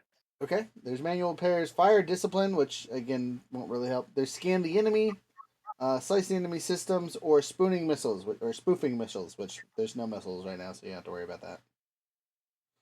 So you're gonna boost the shields. So it's a hard check, mechanical check. So 3 purple dice versus your mechanics. Okay, so I'm at a disadvantage. Okay, so I have 2 mechanics, so that's 2 yellow dice, right? If you have... Do you have 2 mechanics, or do you have 2 bronze? I have 2... Oh, brawn? Oh, sorry, it's intelligence, my bad. Yeah, I have 2 intelligence. So that's what I'm saying, is that I have 2. Okay. So 2 greens, sir. Remember, you only get the yellows if you are trained in that skill. Okay, gotcha. Okay, so I got 2 greens against 3 purples. I am at disadvantage because you said I'm at disadvantage on my next roll. Correct. Okay, so what do I do You roll that. for that? Do I just add the disadvantage, Yes. like you in add, my head?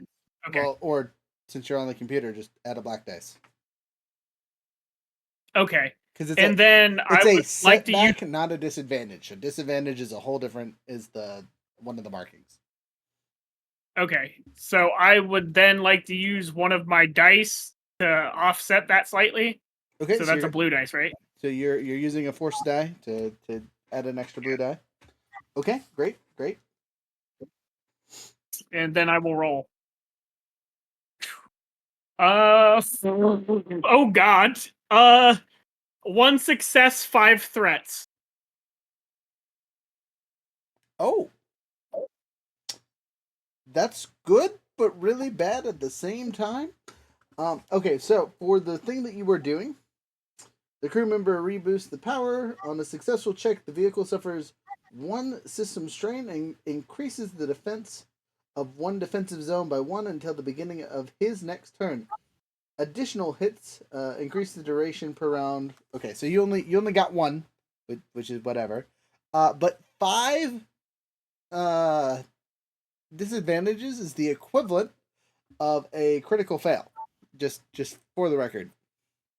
Oh, our ship doesn't work. Our shields are off, guys. Yeah. Yeah, about that.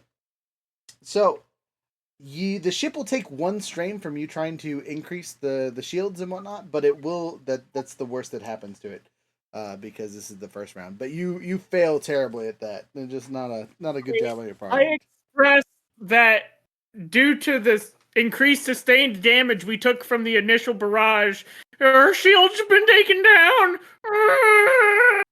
Whether or not that's true. Right, the pilot's gonna look at you and be like, "They're still there. They're just we just took a strain, you weirdo." Uh, okay, so we are at 1 of 15 ship strain. Just so you guys know, right? We have a armor of 4, and then we have 2 defensive shields in the front and 1 in the back. So what that means, right? With the armor of 4, is we don't start taking damage in a round until we take at least 4 damage. So like if we get hit by multiple ships, it doesn't decrease it every single time, but it's just that round, and then it resets kind of thing. And then the shields are once they get hit once, it's constant reduce, kind of like your defensive rating on your character itself.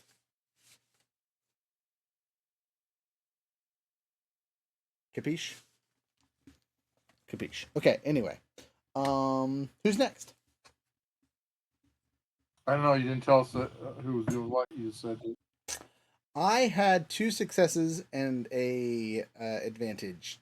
Did anyone have better than that? Right. Besides the Wookiee. I had 2 advantages and a single success, right? No, one. I had the 1 star and two advantages. Yeah. So you had a single success and 2 advantage. So the lower than mine. Fearling, did you have a success higher than 2?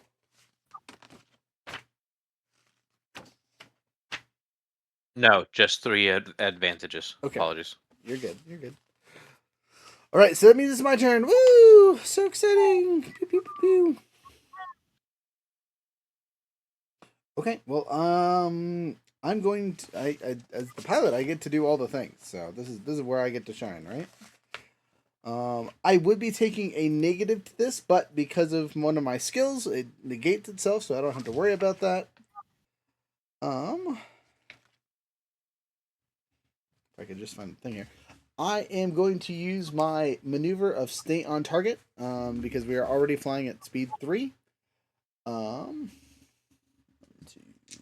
Switcheroo.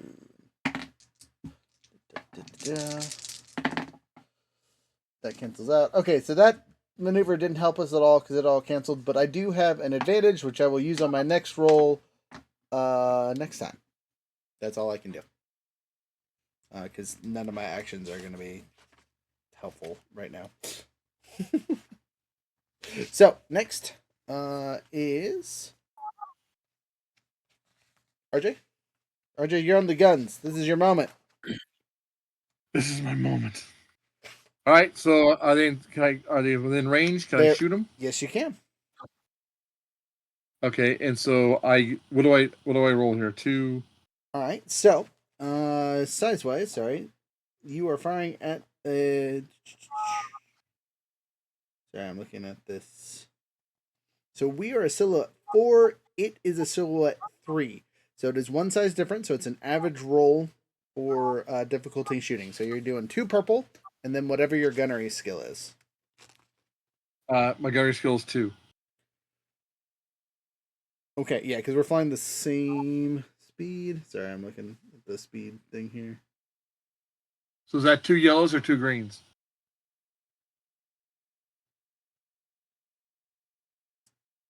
Say what? Sorry. Two. 2 yellows. If you have 2 gunnery and your base skill is 2, it's just 2 yellows. All right. 2 yellows, 2 purples.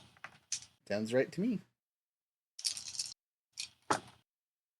All right. Okay. So 1 purple is just purple, nothing on it. 1 looks like a Star Wars thingy. Okay, that's a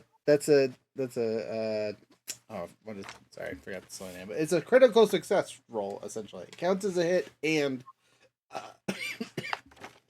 And 2 successes. okay. But then I also have, listening. and then I have this purple one that looks like it's got a Death Star and a shuttle on it.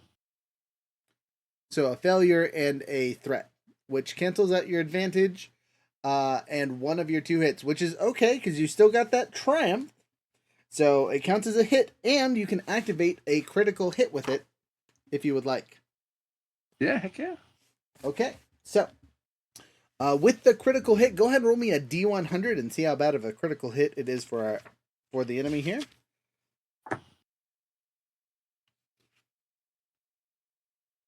83.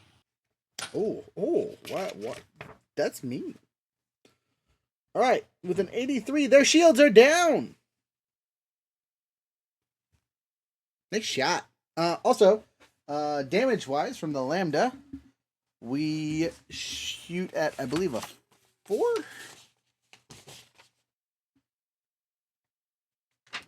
Oh, I'm sorry. The other thing you could have done with your success is hit them with the linked cannon, so you could have done 8 damage instead of 4 damage. But I think the critical is a better choice in this situation, especially because you already rolled the... Oh, no, I take that back. It says linked 1. Not linked there. No, they just fire at the same time. Don't mind me. Yeah, still 4 points of damage. And looking at his ship stats here, is he game over? I don't think so, but we'll find out. So you know his shields are gone because of critical hit. And his armor is tore through. So thumbs up. Good job. That's all you can do. Who's next? Our handy dandy bounty hunter, co-pilot. You know one of our 2 forward guns has been fired. As the co-pilot, you could fire them again. And or do any of the piloting maneuvers because you are the co-pilot. Well, let's just shoot it. Okay, you fire with our second set of guns on the front. Go ahead and roll your attack attacks. Any purple on this? We are flying the same speed, and he's only one size different, so it's an average roll of 2. So 2 purple. Okay.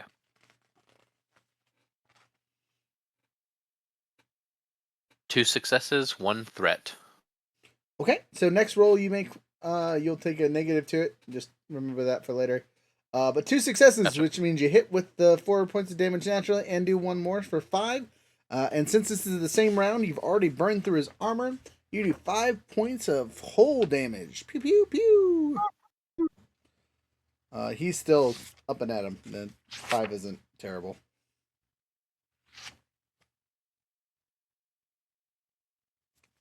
Okay, next.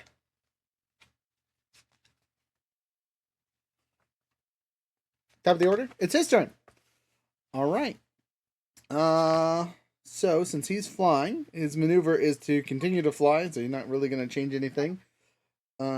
He's going to take he's going speed 3, so he'll take the stay on target one more time. Let's see how this rolls. Again, here's his dice.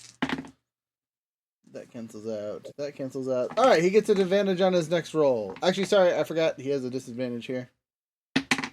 And it fails. Ahaha, which does nothing for him because it's a thing. He's going to take another pew pew at us, which means he burned that, and this is all the same.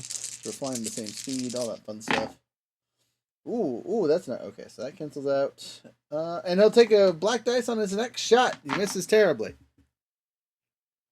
All right, next. It is my turn. Okay. Again, do you want me to list off the additional actions you can take?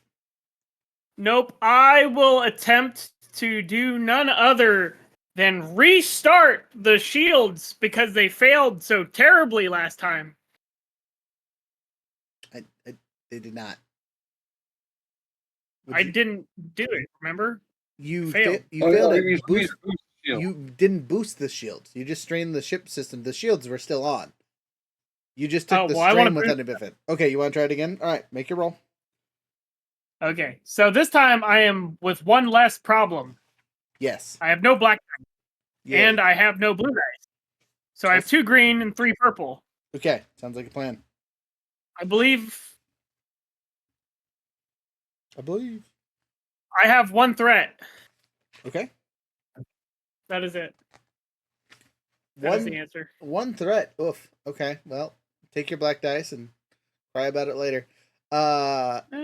On a plus note, you didn't critically fail, so we don't take the strain. You just don't succeed. Yep. The boost button doesn't work. End turn.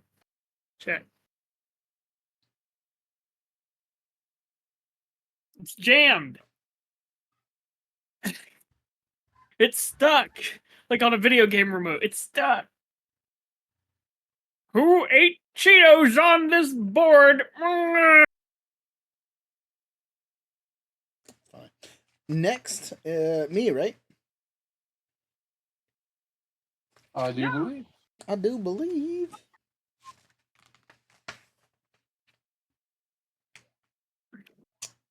Again, I have all the choices here, which makes this really hard. Did Jasper get a go? Yes. I shot him again. Oh, you did? Okay.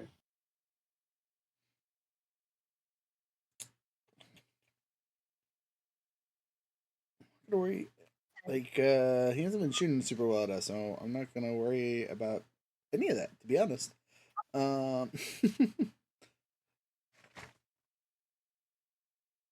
For my action, I'm gonna do the gain the advantage. Oh, so I guess, sorry, as my maneuver, I'm gonna speed us up to speed 4. So we're going a little bit faster. And kind of swoop by him, and then we'll use the gain the advantage so we can pew pew as we do. So it's 2 of these bad boys, because we are now 1 speed faster than him. Oh, actually, no, this is easy. Hey, I'll take that. And that. And, oh, hey. Oh, that's not good. I don't like that. Oh, that cancels that out. All right, 2 success, which for this...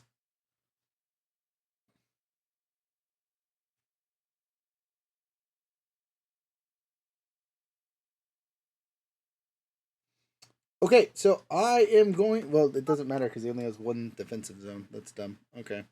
None of this was really important. It just made me feel better.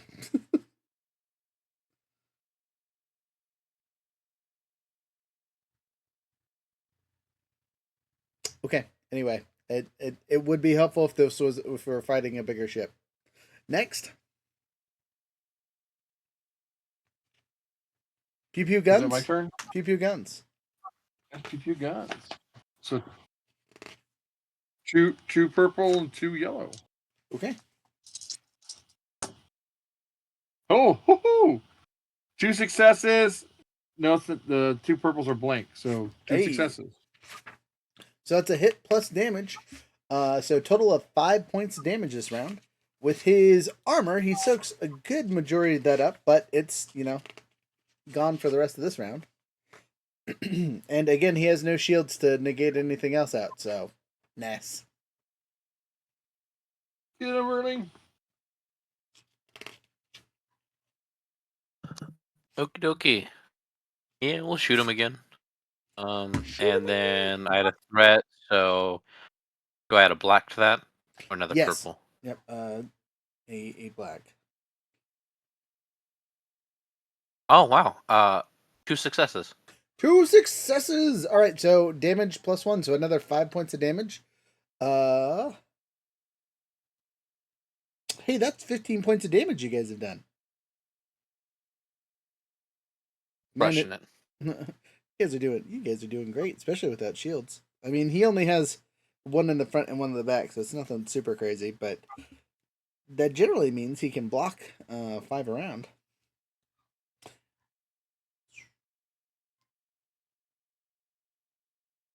So he's still up, by the way. Just you guys have done 15, but with his armor, it's not as good as it could be. Next. It's everybody, right? Top of the order. All right, so his stuff comes back online. Boop, boop, boop, boop, boop. So, let's see here.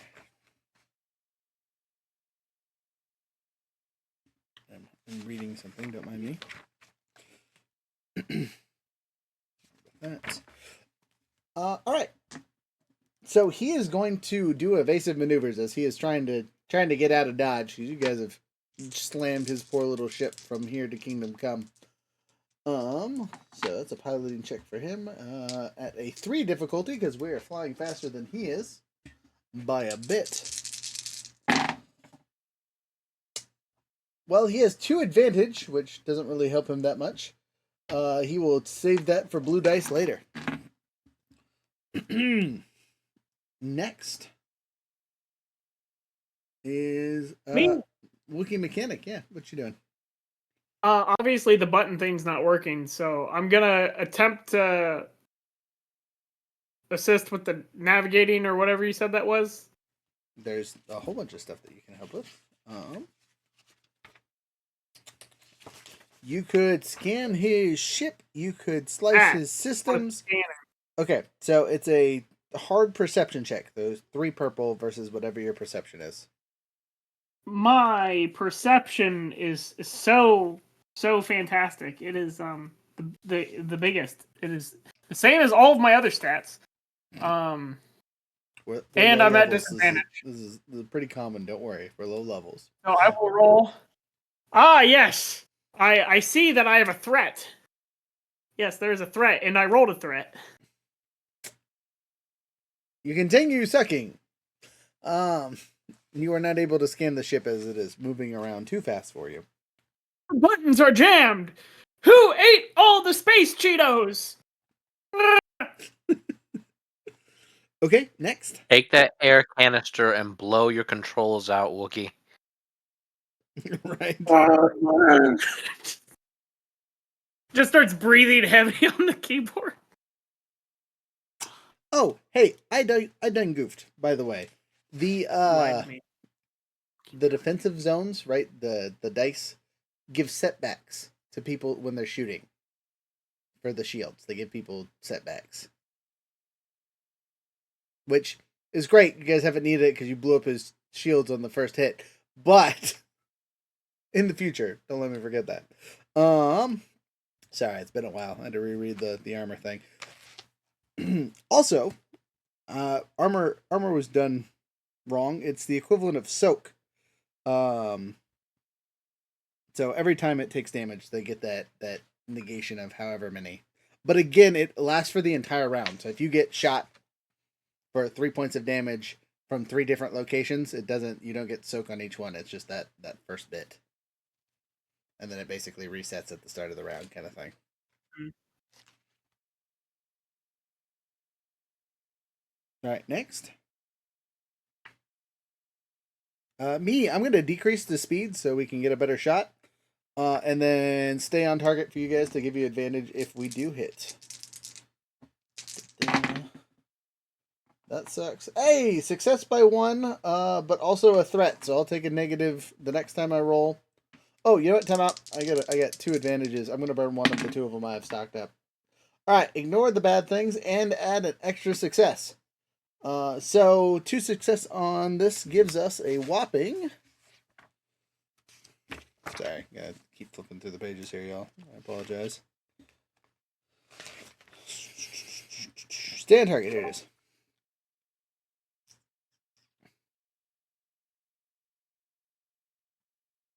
Until the end of the next turn, all combat checks from the vehicle or vehicle executing this maneuver upgrade the ability dice in their pool once.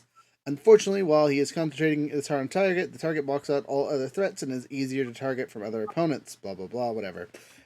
Basically, this is the equivalent of... what's it called? What's advantage? no. What's the barbarian one?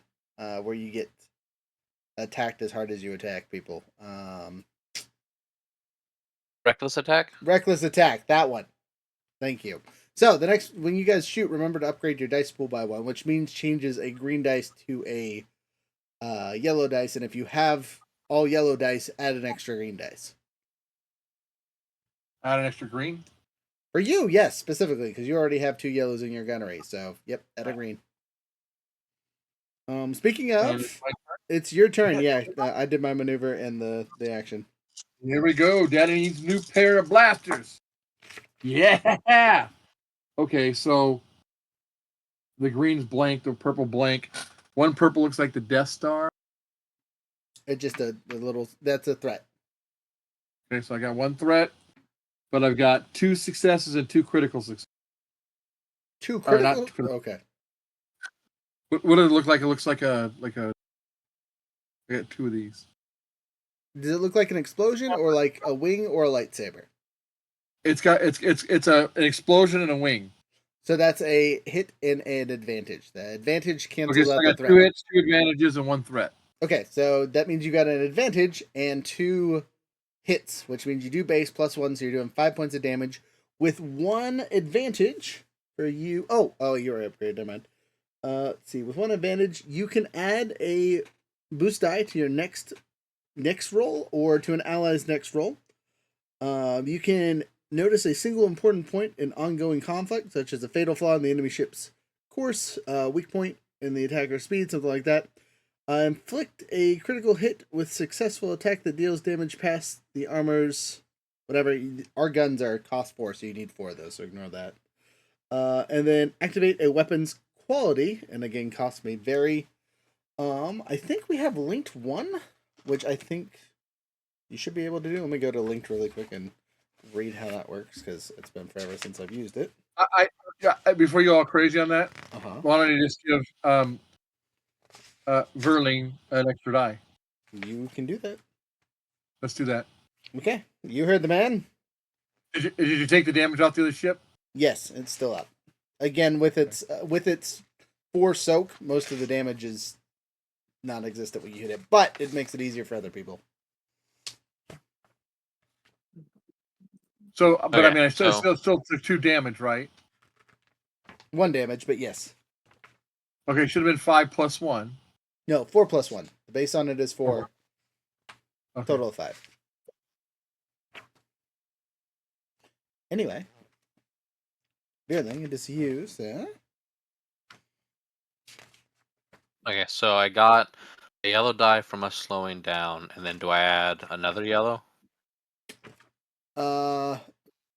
Shouldn't get it's from what you're using gunnery, right? So it's whatever your gunnery stat is. Yeah, which is agility, which I have 3 green, and then you said because we slowed down, we added. I did the stay on target. which upgrades your dice pool. So you turn one of your 3 greens into a yellow. So it's 1 yellow and 2 greens. Versus Gotcha. 2 purples with no negative dice. And you get a boost dice from RJ. So an extra blue.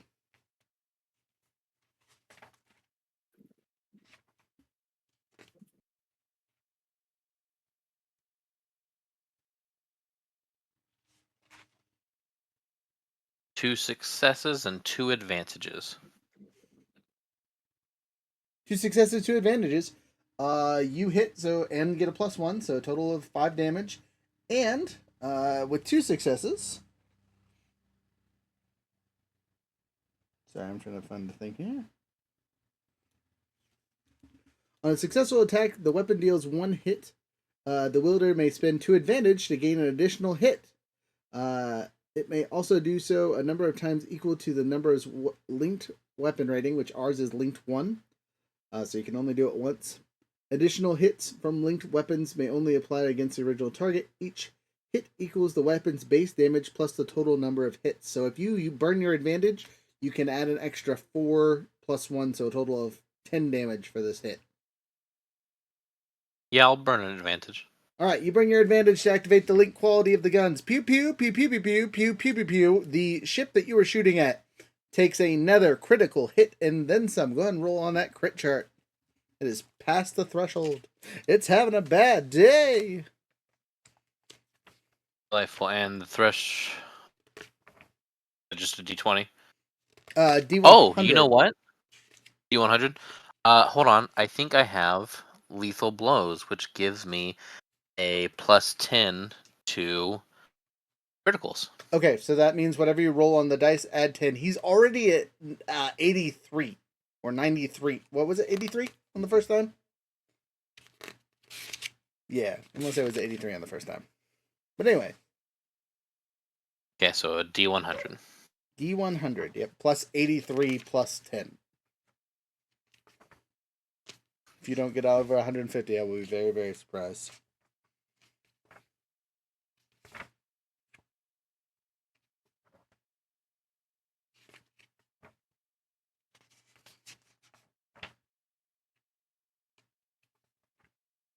You said D100 plus 83 plus 10? Yep. So plus 93? Yes. 177. Booyah! Vaporized. The ship or vehicle is completely destroyed. Consumed in a particularly large and dramatic fireball. Nothing survives. Oh, Suck it. how we killed this motherfucker? Yeah, congratulations. You got him. That ship, Pause. that ship at least, matched the description of who you were hunting. I would like to look to see if there was any quote unquote detection, annotated on our ship's antennas that Sure. would prove that we encountered it at Sure. some point before Oh, it vaporized. For sure. You definitely caught it on cameras as it shot at you a couple of times and you flew around the asteroids and all that other fun stuff. It wasn't like an instantaneous fight. You just decided to turn the cannon at it and say, "It was nice knowing you. Goodbye."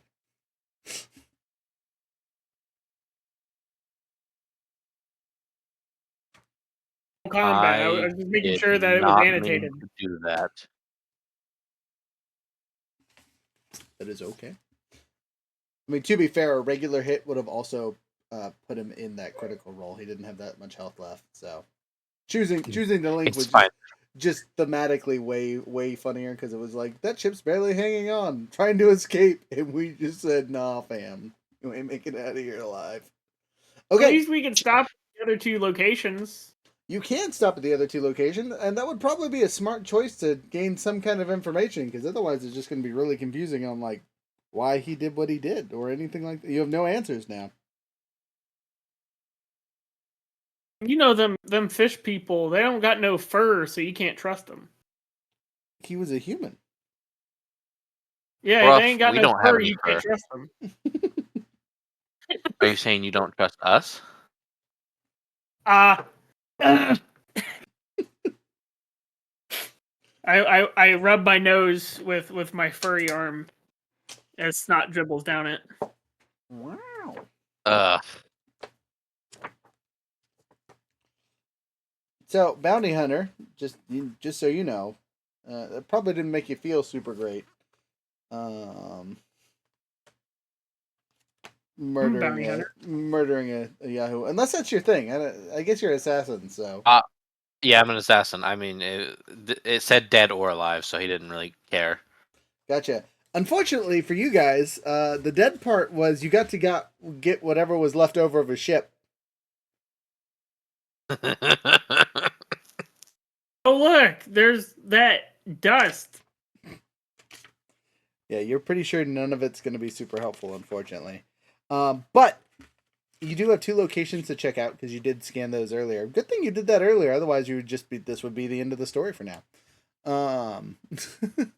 So would you like to check those 2 locations before we move on to those locations? Though we're at the halfway mark for tonight's session. Would you guys like a 5-minute bathroom break? Yeah, I could take one. Okay, so I'm going to put the BRB on, and we will BRB. And while we are BRB, I will also play some fun Star Warsy music because We love it here. Because this is also one of Younger's preferred songs.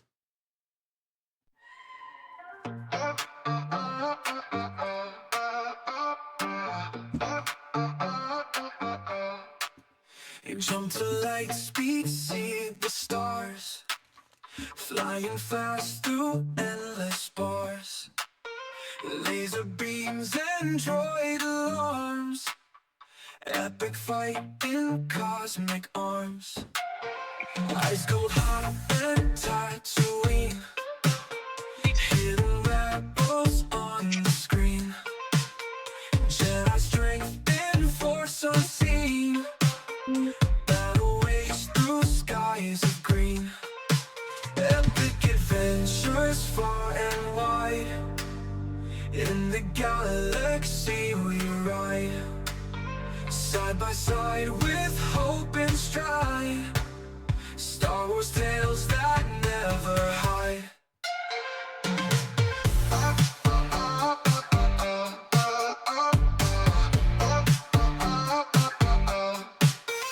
Dark side rises, we won't fall. Courage answers destiny's call. Heroes stand, we hear their roar. Legends born in endless war. Saber clashes bright and true. In the stars we renew. Faith in battles that we fight, guided by the force's light. Epic adventures far and wide, in the galaxy we ride, side by side with hope and stride. Star Wars tales that never hide.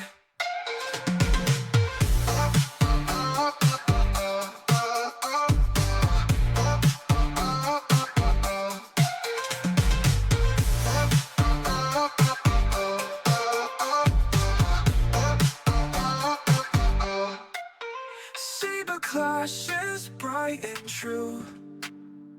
In the stars we renew. Faith in battles I have returned. Is anyone else that we back? fight, guided by Yes. the force's light. Epic adventures far and wide, in the galaxy Lay down. we ride, side by side with hope and stride. Star Wars tales that never hide.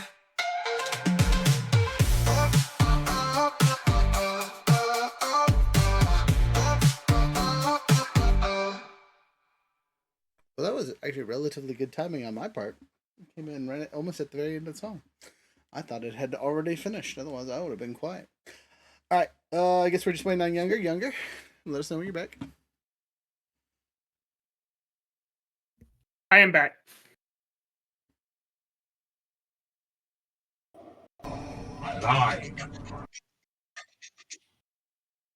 All right. My face is back on the screen. So you guys have sections 2 and 1 to still check out. As you get closer to the home base, you guys So fly. no, we didn't find the stash on 3, or we didn't even look for. 3 was the casino, or the Right. So because he was just going there to hang out. correct. Yeah, it wasn't Yeah. actually a cache. We were just tracking the locations he visited frequently, and that was Gotcha. one of them. So it wasn't that he had a cache; it was just a location he went to frequently. So we don't know necessarily if the next 2 are caches. You know, one could be his house. I mean, there's a strong possibility that that was location 3. It could be his second house. He's a realtor. So as you guys fly, oh, excuse me, you make it to location 2, which is just a small asteroid, big enough to fly next to, but not necessarily land on. You know, his ship could definitely land on it because of its mobile engines, but the Lambda definitely cannot land. Do we see anything of interest on the surface? Yeah, make a vigilance check or a scan. Oh. Sorry, you can also use the scan function on your ship to do so. And I want to okay. do that. So scanning on the ship is a pretty sure it's a hard action in computers, but I will check and make sure. Are you telling me it's another goddamn 3 purple dice? Three purple is a lot of stuff, man. Like get used to 3 purple and 2 purple. They're again Okay. Average is 2, hard is 3. There's lots of hard checks out there. Scan the And I'm enemy. still at 3%. Yeah, because you keep rolling those threats, man. I can't not roll a threat when I have 2 dice versus 3 dice, and then you add a second and another failure. Hey, you know what? Just because I'm mean, take an extra black, and I'm giving you a dark side point. Why? I already have a black. So you can add a light side and go back and forth. It just adds a boost though. It doesn't cancel anything out. So I have 2 black, 3 purple, and 2 green. That sounds right. No, I'm not taking this roll. No action. No action. Okay. All right. Then I will not have to burn a dark side point. Well, ha ha ha. Does anyone else want to give it a shot? For It's what? a computer, right? Nope. Perception. Oh, yeah, I think I got perception training. Hold on here.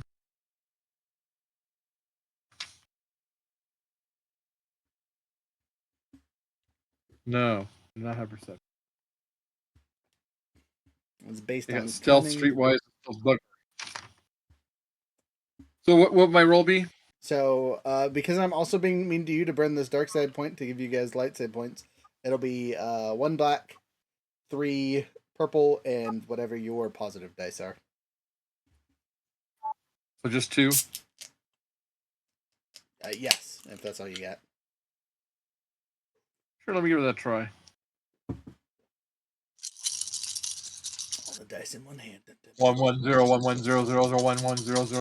You get a roll in that big old ship. Bender. Trying to go through time. Of course I get a blank green one. That sucks ass.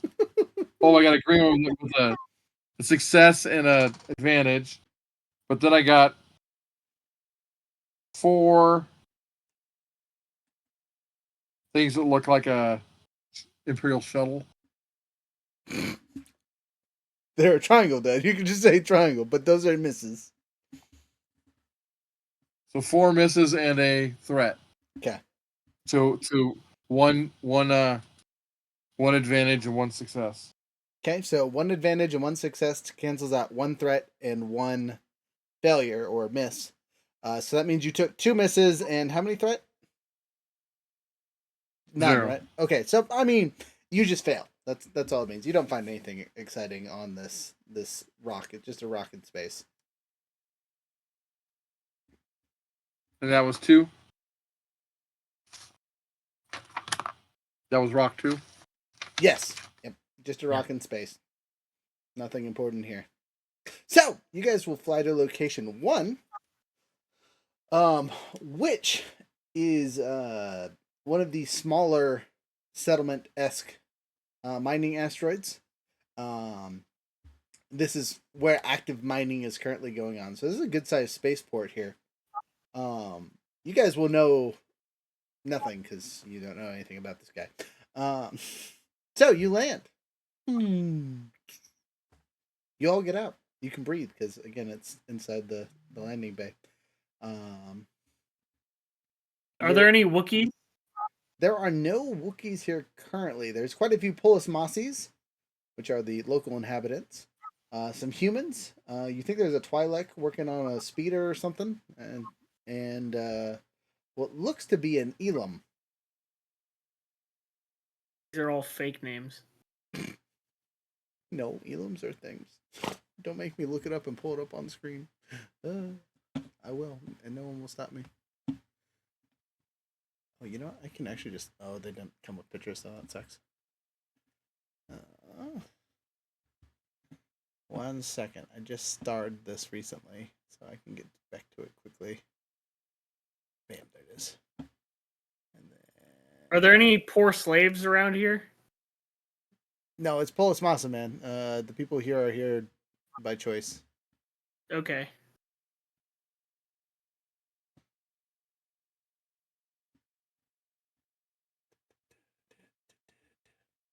Ha, Elam. So, for those of you watching,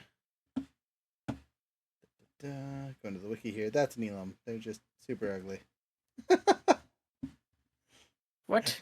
They're like Wookiees with claws and like spider-esque faces. They're like a spider and a Wookiee shoved together. That is terrifying, but where do I see the image at? Just like, I don't see it. Are you on? Did you look up Elam on the wikis? ELOM. No, I thought you were pulling it on screen. Oh, I did. Do you want me to put it back on there? Yeah, I didn't see it. Are you on Twitch? Oh, that's why I didn't see it. Then Okay. yes. It was for the viewers, not for you, you plebeian. What the hell?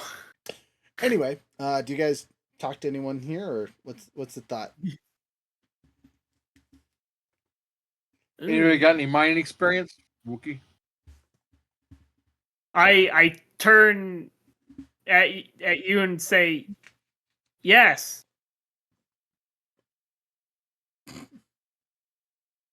Wow.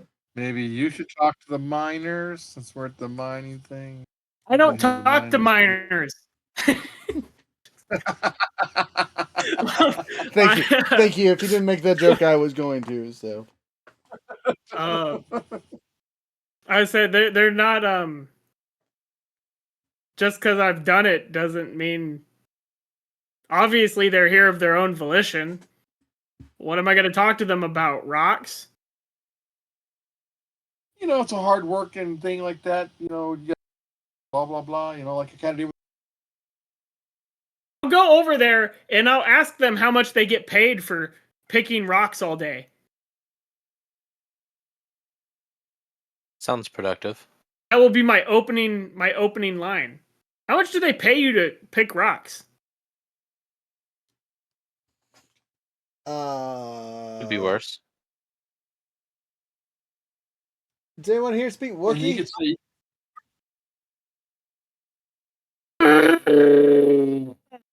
Yeah, he sounds mad. Say it, someone please, quickly. He's not mad. Oh, thank God. Okay. What do you ask? How much do you guys get paid? Credit wise, depends on what we pull. Some days it's enough credits to cover a portion or two, and other days we go to the casino and see what else we can make. So it varies. Really, just depends on what we're pulling. We've been pulling out a whole bunch of Durasteel ore recently, so it's been okay money. Oh wow. Way to avoid the question and not give us any monetary amounts. now you're gonna piss the Wookiee off. Just keep it up. He answered the best he could. Leave him alone. Do Do you have He other could questions have for me? answered with his goddamn paycheck number. What is it? Again, what HR doesn't want you revealing your paycheck? The fuck is this? So there is no HR. He's just a minor, and Yeah. whatever he brings in Yeah, for he's the just a day minor. is what he gets. So it varies. Is There's that no We one have credit, frequent. 20 credits, 1,000 credits, average daily sum? average daily. I don't know, 50 credits. Okay, cool. Now I understand. There, a friend of ours stopped here pretty often, or at least came through here last we knew. Abelit Bados. Yeah. I believe. Yeah. Did he? What was he here for? Any special reason, or? Yeah. Here's the thing for the Twilight. She was always working on a ship. I think they're also old friends. Oh. Would you be able to point us in her direction? We just haven't seen him for a minute, and we're worried. Well, I'd be worried too. He pissed off the syndicate members. Yeah, that's never good. Right? Exactly. Don't get me started on that. Mhm. But she's working on the thing over there. Maybe she one of the people that he knew at the race of feathers. Possibly. Jasper will hand him 50 credits for the info. Hey, good peeps. Yeah, you're part of the syndicate. He said, "Yeah." Pay Oh, me! That's what I said.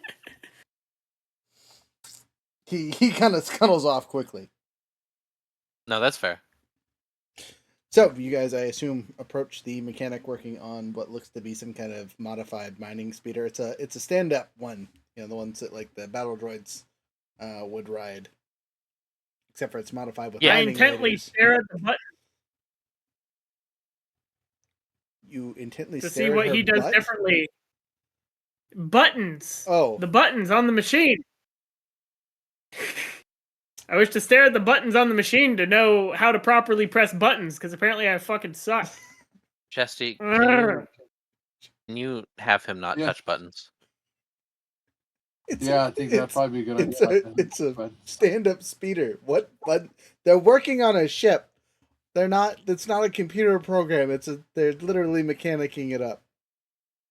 Standing, looking over the shoulder of it as much as I can, like orangutan style, hanging off some high bar, looking at this thing like, I need you to roll a cool check. At an okay, I'm average pretty difficulty. cool. Okay, cool. Yar. Cool. I have two greens, and Okay. average difficulties 2. Yep. 2 and 2 roll. I'm going to waste one of my things to get a blue dice, right? Okay, And then I'll have one left. So it goes back and forth continuously. You guys at the moment have three. If you use it, you'll have 3 dark side and 2 light. When I say, "Hey, I'm handing you a thing," it flips over to a light side, and then you'd have more of those. That kind of thing. Gotcha. And you can Okay. use as many as you need to in a turn. If you want to burn all 3 to get 3 boosts, you do so. Oh, wow. But Okay. then you give me a thing. And remember, if you can get 5 boosts, it's the equivalent of a critical fail, then I can just be like, "Hey, you suffer terribly." But if you save your stuff and get 5 on the positive, you get the equivalent of a triumph or a critical success. I should say, sorry, critical success is different than a triumph. A triumph is very good. Anyway, but continue. Okay. So I got I guess I don't know how, but 3 advantages, Okay. whatever that means. Well, you can use them for stuff and things. I don't think your character has any abilities that allow them to use their advantage yet. You're not far enough down your tree for anything like that. But you can give advantages to your allies' next rolls, or you can save those for yourselves for your next roll of some sort. Okay. Yeah. So I didn't succeed then?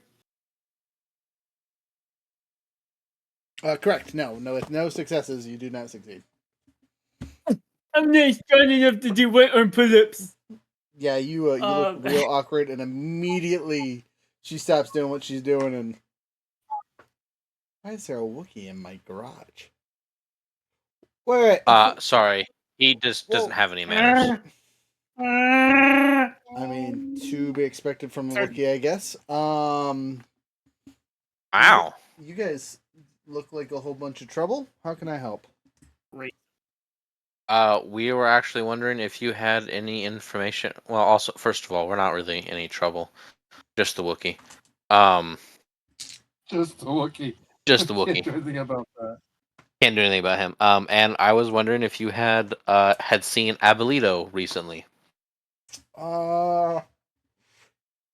Why are you asking? Well, because we're kind of worried. He pissed off the syndicate. Right. Yes, because the people with all the guns definitely aren't part of the syndicate. That whatnot, right? Hey, I look at actually my- don't have a gun on me. Have no guns. I'm gunless. You have weapons on you though, of some sort, right? I don't have a gun. Yeah. You said guns. No, I do, but I don't have guns. What? Wait, time out. What do you have? Jasper has the vibro rapier and 2 throwing knives. Okay, so you're a little bit more discreet. Pilot McGee is at least rocking a nice basic blaster pistol, and I'm pretty sure Soldier Boy McGee over there has a nice blaster pistol. You can only Blaster afford a rifle. combat knife. Wait, what do you have over there? I'm sorry. A heavy blaster rifle. Okay, these get. Did you say Oh, a heavy yeah. blaster rifle? Not even a heavy blaster pistol, just a straight up. You have a Gatling gun? How did you afford a Gatling gun? I'm sorry, it just says blaster rifle. This was. Okay. So a heavy blaster rifle is a Gatling gun. So you just Oh. have a blaster rifle. You get like an E11 or something like that, stormtrooper esque pew pew. We should figure that out in a second. I'm gonna go find you a blaster rifle so you know what it is for later. But I will continue talking while we're doing this. But the pilot and soldiery boy definitely have weapons. The Wookiee, what weapons do you have on you? I have one weapon, and it is a Rick blade. Ah, yes, the big giant knife that Wookiees carry around. You got one of those. Yeah. You definitely look. It's a freedom armed. blade. The freedom blade. Okay. All right. I'm about it, but I'm just saying they know. It's a freedom They blade. know I'm free. Look, in all honesty, someone we think stole his ship, and it kind of got dusted. So we're just looking for him. Right. That's what the last guys told me. Now, before I continue my next phrase, I'm going to give whoever is talking a chance to talk to this person. You have been using deception, but you could also switch to charm or coercion for this check. Those are or negotiation. Any of those talkie skills would be very appropriate in this situation. Okay. I give you my advantage dice if that does anything. I will take it. I'll do How many do you charm. give all 3 on charm? All 3. Okay, you can burn up to Oh fuck! 3 on this charm roll. All right, so average. She is super distrusting, so this is going to be a hard roll. So 3. 3, and then 3 advantage. So I have 2 presents, and then is it? So is it 1 green or 2 green and then 3 blue? 3 purple, 3 blue, and then whatever your word charm is. Okay.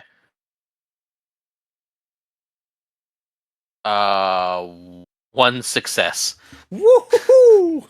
Let's go! And you were doing charm, right? So many dice. Correct. Yes. Okay, so I mean, a win's a win is what we're gonna go with on this one. She looks to you and politely says, "All I can say is I was here, and I saw him yesterday, and I might have made a slight modification to his ship that would help him hold on to asteroids better. Also, To do thank you, dick for shields. thank you for the note. I was actually looking in the wiki for like a specific one that would be funny. Jasper will kind of like No. Are you no gonna give what? her money? No. Okay. First of all, it's my money. I can give all the way. Um, but Jasper will like reach out, like take her hand and both of his, and be like, "Thank you very much for helping us with this."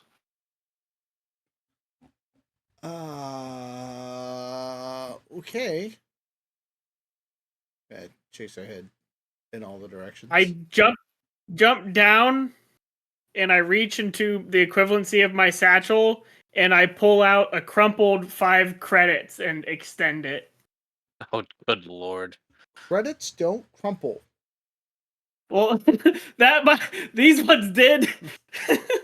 That would mean they are broken and not usable, you weirdo. I extend 5 credits of questionable. Jasper will apologize for him. The Wookiee is confused as he is attempting to give a percentage of his money in exchange for said information. Oh, is he just copying Jasper at this point?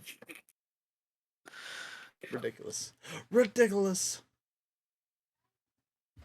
As a slave, I don't know the currency exchange rates for things and such, and so I am applying my interpretations. It's kind of cute, actually.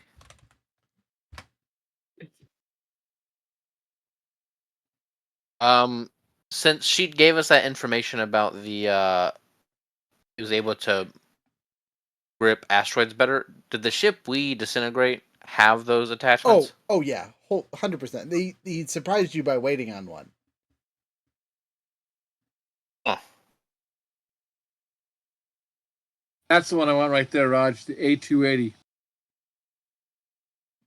A280. I gotta look at this. Look at the chat. Chat. Yeah. The one at the bottom, that's like your classic Rebel pew pew, and the one above it is the E11. But yeah, you could totally have that. I don't think that one has a specific Star Wars category for you. I'm trying to look on the wiki that would give you a good like, hey, this is one. Yeah, so blaster rifle range from E11s and DC 15As blaster carbines to the longer A2080 and the DC 15. And they almost always had a scope, fully automatic firing mode, blah blah blah blah blah. Again, blaster rifle is super common. Basically, any rifle that doesn't have some kind of special ability attached to it is under this category. So if you want the A280, thumbs up. I'm trying to get another one open here. That's an E11. E11 is your classic stormtrooper pew pew. Oh, there's a medium one, medium blast. So, as we continue our silliness, our Wookiee confused, the lady confused, bounty hunter charmed. You didn't really get any super helpful information except for he's been here within the last day. Which kind of makes sense. That probably means he stopped here before he shot our friend. that's fair. Did she take my money? Did Veruline take? I mean, 5 credits is 5 credits, man. So snag it. Okay. I just wanted to know, you know. She got the worst end of the deal. She said Wookiees were rude or whatever, you know. So I was trying to prove otherwise. Obviously, I'm civilized. Obviously. Yeah, sure. That's what you want to call it. Alright, I just got more stuff over here. Ah, that one looks fancy. I don't know what that one's called, but I like it. E1 Enforcer Blaster. Hey, and just so you guys know, for reference, the dice and what all they mean are in the chat. RJ has kindly posted them for us, so you guys know exactly what they mean. You And must post them to the chat No, in forever. the group chat. It's literally in the channel we're in right now. Yeah, I just meant like stick it like permanently. You want me to pin it? I can pin it. Yeah. Maybe. Maybe not.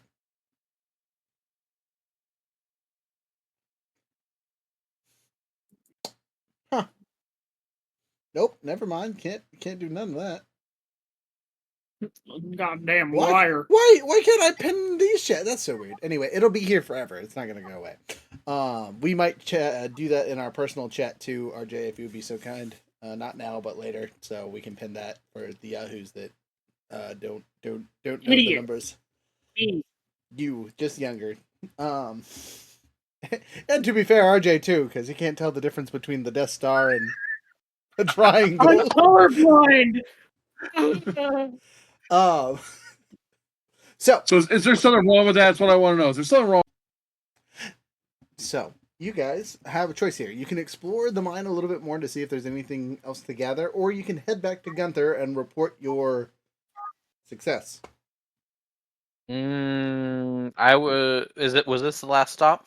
Yes, this was stop 1. The only other stop was stop 2, but again, it was just a floating asteroid in space that you guys were like, nothing here would be helpful. Yeah, let's go home. Okay, so you guys head back to Syndicate headquarters. And sitting on company couch, essentially, kind of in the company area, you see a very angry looking Gungan fiddling with what looks to be your friend, F4D3. As you walk I'm in, a certified. he looks over and says, "Tell me you have good news." Tell me, sorry. Tell me, sir, you have the good news for me. I have good news. Wonderful. Tell me the good news. Good news. He's dead. Good news. Misheard. Him dead? He's dead. You Sabamba idiots were supposed to bring him in so we could fillet him live. Like a Yeah, fish. that was until he decided to ambush us. So, I extend my hand with a VHS tape of what happened. Jesus Christ. Okay. Like whatever the most inconvenient method of Okay. transferring video. Okay.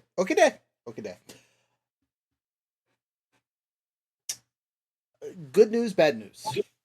Good news. Robot should work. The bad news is they took his brains. He's just a shell. There's no robot here. This fate is no work. So, did you find the stash, or are we just praying that his brain wasn't in the ship you exploded?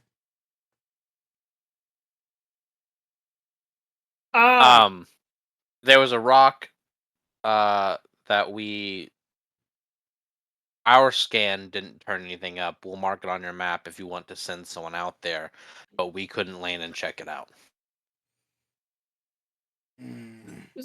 Sir, have you tried blowing off the Cheeto dust?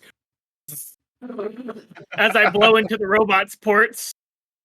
Bro, stop. The Gungan looks like he's debating stabbing you right now, but he doesn't. I'm trying to learn.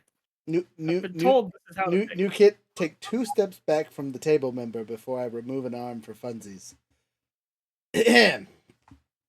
Okay. I can send someone to scan the rock, I guess. we know he was working with the Alliance, the rebels.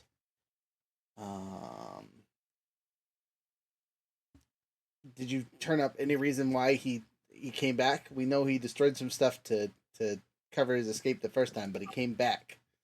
Why? Why did he come back? The only thing I found, another thing was this comm link. We went to the gambling arena. The lady there said that she overheard him talking to two others at the feather races, and they were going to what was the planet that they were heading to? Oh, they were headed to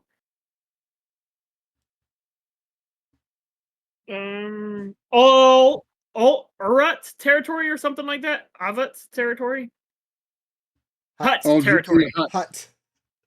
Neben. There you go. Niben. Yep.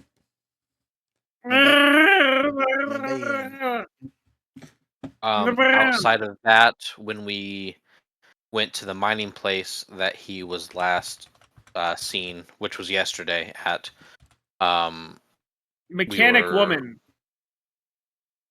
Yes, Taraf, mechanic woman. who added tentacle attachments. Added attachments to help him move asteroids better on his ship. When we left, he attacked us.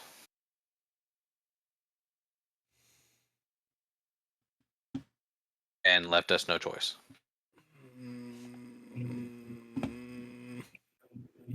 Okay.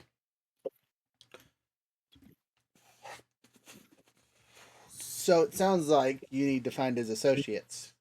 Because if anyone still has the brain, it'll be them. That or you vaporized Fate's brain when you blew up his ship.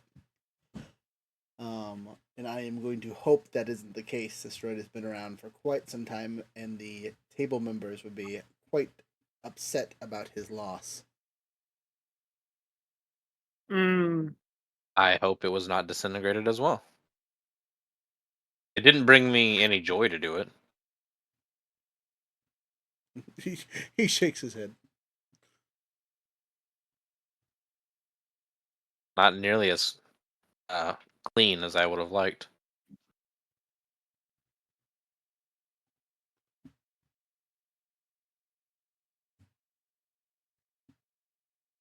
You guys like spider Clean. It's crazy. Clean Wookiee shower now. God, please.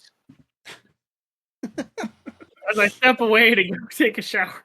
All right, you guys kind of go throughout the day. You didn't really take any damage yourselves, and the ship armor got goofed up, but no major component loss or anything. So the damage was relatively superficial. Delightful. Yeah. So before you guys take off to Niban, you'll probably want to know something about it, or maybe one of you have been there. You guys want to roll a force die to see if the chances of you guys being there is high? Is it a slave planet? Why do you ask that for every single planet? Because I was a slave. Okay. Regardless, someone roll a force die. I'll roll a force die here. Here we go.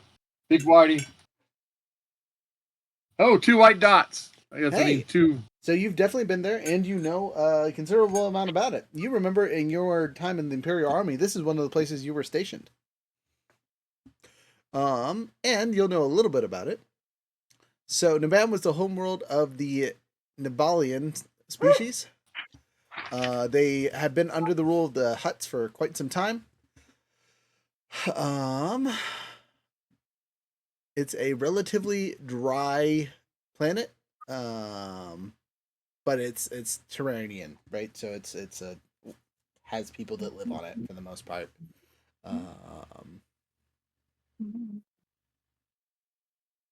Yeah, nothing super crazy.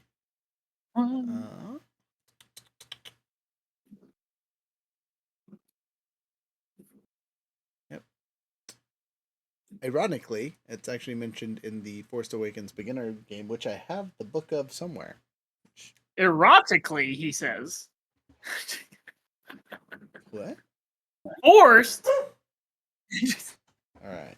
We're just gonna delete him Just ignore him. Ignore the Wookiee, says Run.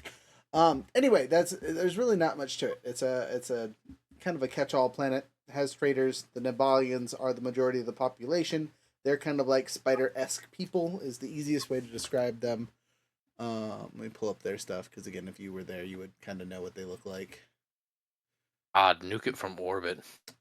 So they are a sentient reptilian species that were native to Nabam. They can be found demonstrating their talents throughout the galaxy, particularly business and government. They were also famed for their problem-solving skills. Okay, maybe spider isn't the right thing. I need to take a closer look at this picture because I am blind apparently. Okay, not spidery, I guess. It's spider-like. No, I don't think that's like dog. The Elon? No, the Nimbalians here for people watching Oh. on the Twitch. These guys, that's what they look like. Bald dog people that have hair under their eyebrows, or I mean under their eyeballs. Anyway, Gross. yeah, sorry. As you can see from a distance, it kind of looks like spider peeps. Up close, not so much. What is that dog freaking out about? Please excuse me while I get that fixed.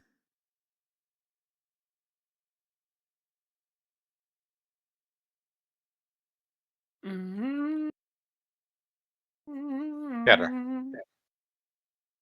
I tried to look up the Nibalians, and it just keeps on showing me Star Wars, like Nibalian Star Wars, and it shows me Napoleon wielding the lightsaber. That's amazing. It's kind of great. So, Nimbalians is Nimbanels. Except for I can't fucking spell apparently. Nimbles. The Nimbles.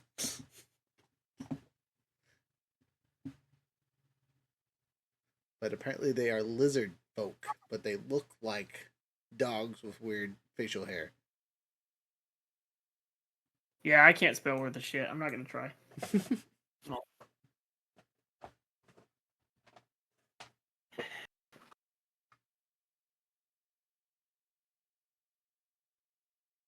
Did we get any money? Well, you were. I did. The rewards of your efforts were whatever was left over in a ship, and there was no ship or anything left over. So, Okay, that's cool. So, what, we just don't get paid because somebody wanted to blow it up?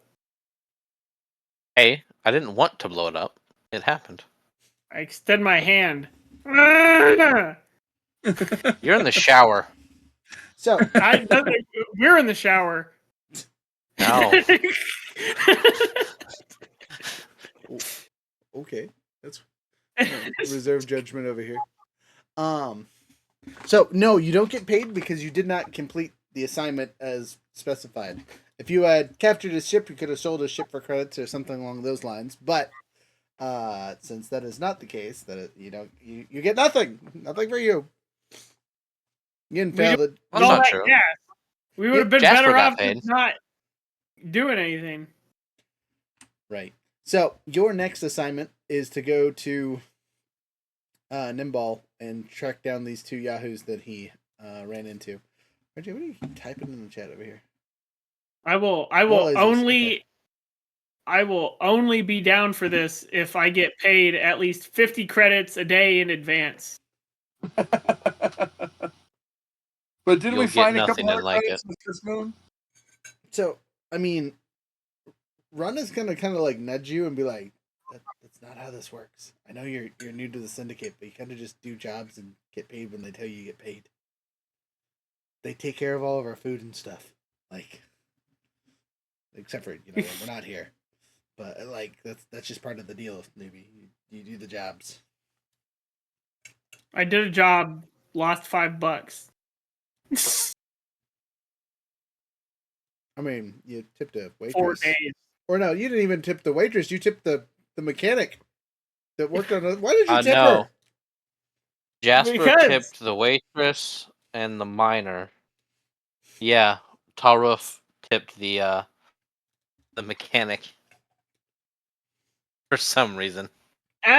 I was taught by none other than Jasper. is that when you receive information of any kind, you grant them a percentage of your money.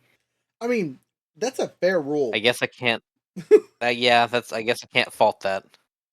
So, you guys want to fly to Naban? Yeah. Okay, so I'm going to pull up the big old map really quick and kind of explain space travel to you guys. Because time-wise, it's a little weird.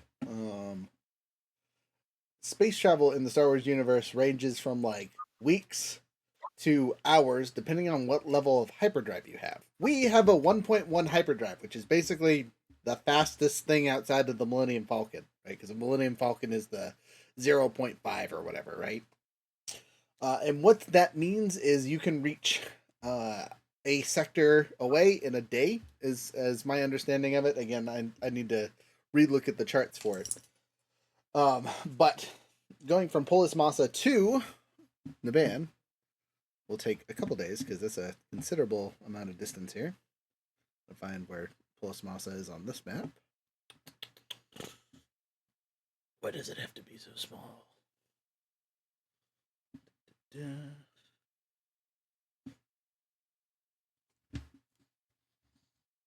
There's Naban. I feel like it shouldn't be that far away from where we're at. Excuse me.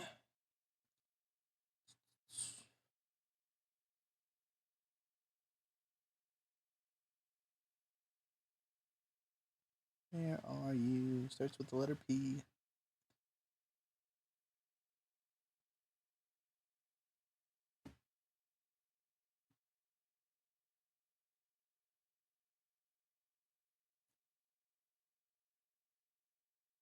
I'm gonna feel real dumb if we actually didn't start in Polis Massa and we're in somewhere else, but too late for that now. It's too late to apologize. It's too late. Oh, man, I wonder if I could F1 my map here.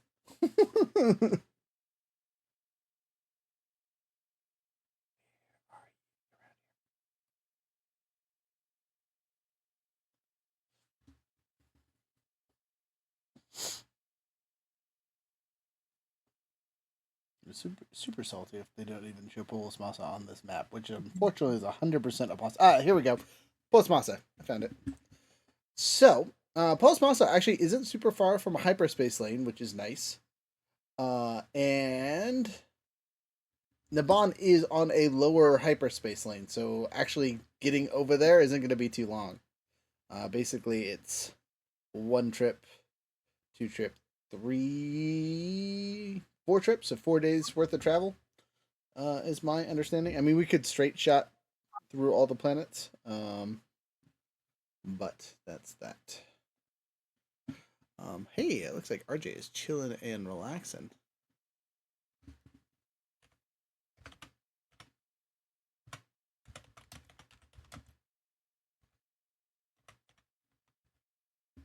On the beach, where all the beaches are.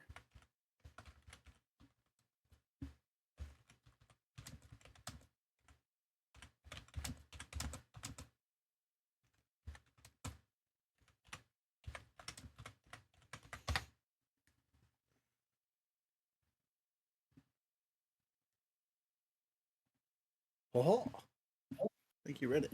All right, so I read it, thanks, but Reddit.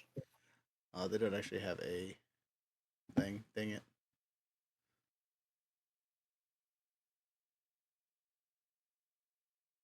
Oh man, it's a lot of maps. Dora the Explorer.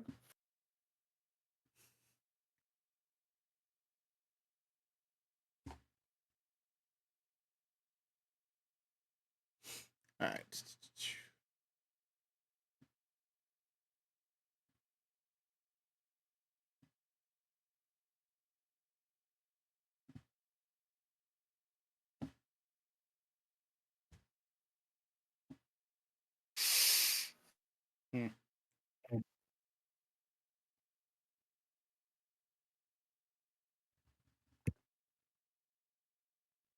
Reddit, you are not helpful.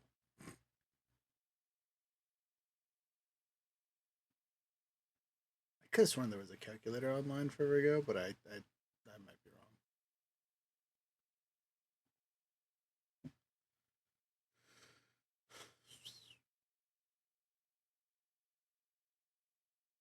Someone made a comment. Not sure we know. Given how time in Star Wars works, it's often just as fast as the plot requires.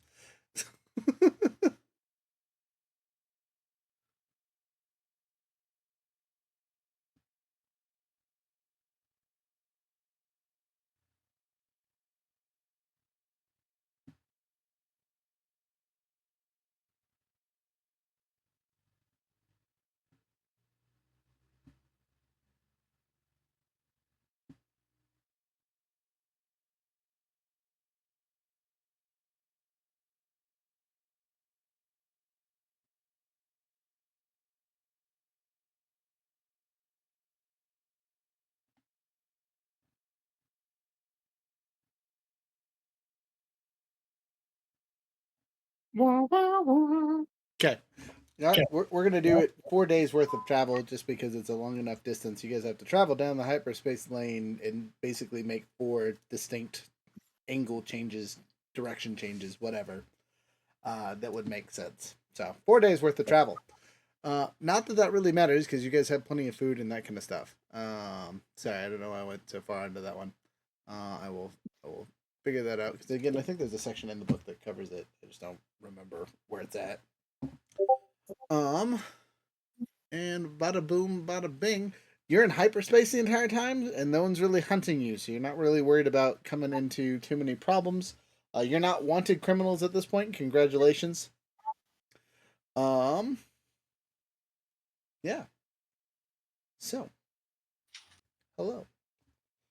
Oh, and I just want you guys to know one of the big reasons we are on this mission in the first place, besides plot convenience for our missing player, is because of your pilot's favor. This is part of the favor. You guys have to listen to Gunther because he's the guy that got stuff for us. Just as a note. Yeah. Yeah. In case I forgot that earlier. So with all that being said, you're here. Welcome to Nimbal. Nimbal has a whopping. That was the wrong dice. There it is. 7 major cities amongst the planet. It's kind of a crapshoot to find anything about these guys because he's you kind of just left for Nimbal without a plan. So tracking him down should be interesting to say the least. You know that they like to gamble, or at least that's where they met before, with the Feather races. You know that I'm gonna give you the races of these people just because it might be something that Daisy would have told you and I just missed it as a DM. So you know one of them is a Trandoshan, and the other one is a human that looks like maybe a Carillion.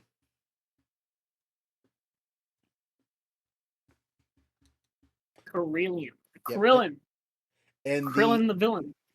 And the Trandoshan looked to be female, and kind of had like a techie vibe is the best way to describe her. Whereas the Carillion looked like a pilot. Surprise, surprise.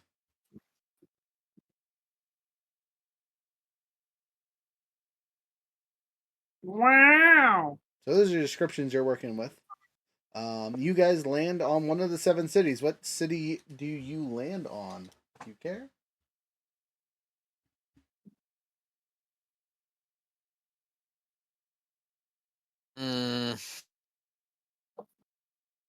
No, probably Um, not. Probably should have gotten some. Information. Yeah, Would you like but we to? didn't. And Would you that's like to fine. retcon and go back? Because again, we can just kind of yada yada through this. Yeah, I went through his stuff or whatever of travel, right? Is there a chance I would have seen this particular planet with a particular city name attached? So you only got the data for what are Syndicate scans, which is just in the asteroid belt currently. So once he left the asteroid belt, you didn't have any good information on him. Well, since that was the only thing I was good for, I would like to attempt to do that again.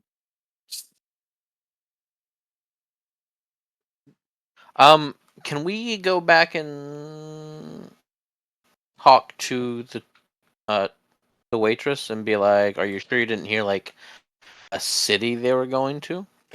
That is something you could totally do. You guys didn't seem very interested in his friends. You just were talking about him. So you guys head back to the speakeasy, as we call it. This Bigsy. Nobody speaks my language here. Yep, you're probably not the person that needs to talk here. You, as much as you enjoy being the face of the group, that's probably not your job. My Yaba. Your job is beat people up and be intimidating. So yeah, when they get in, Jasper will flag her down. Um, and be like, "Hello, sorry to bother you again. Did you happen to catch if they mentioned a city they might be going to, or something akin to that?" Ah, let's see.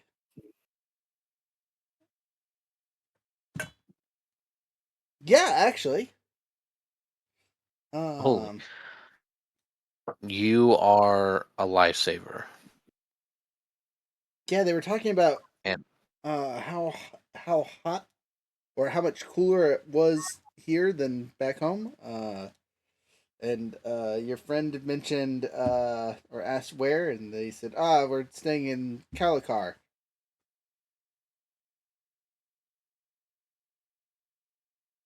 That's I'm pretty sure that's what they said. you are an Calicar. absolute gem. Thank you very much. Yeah, they also mentioned something about a handoff. I didn't catch what, but definitely something. Mm. Gotcha. So it looks Credits. like yeah, credits or something else. Maybe the brain that we need to get back.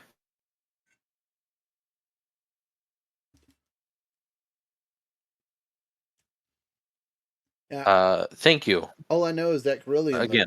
looked skittery is the best way to describe him. Don't they all? I guess.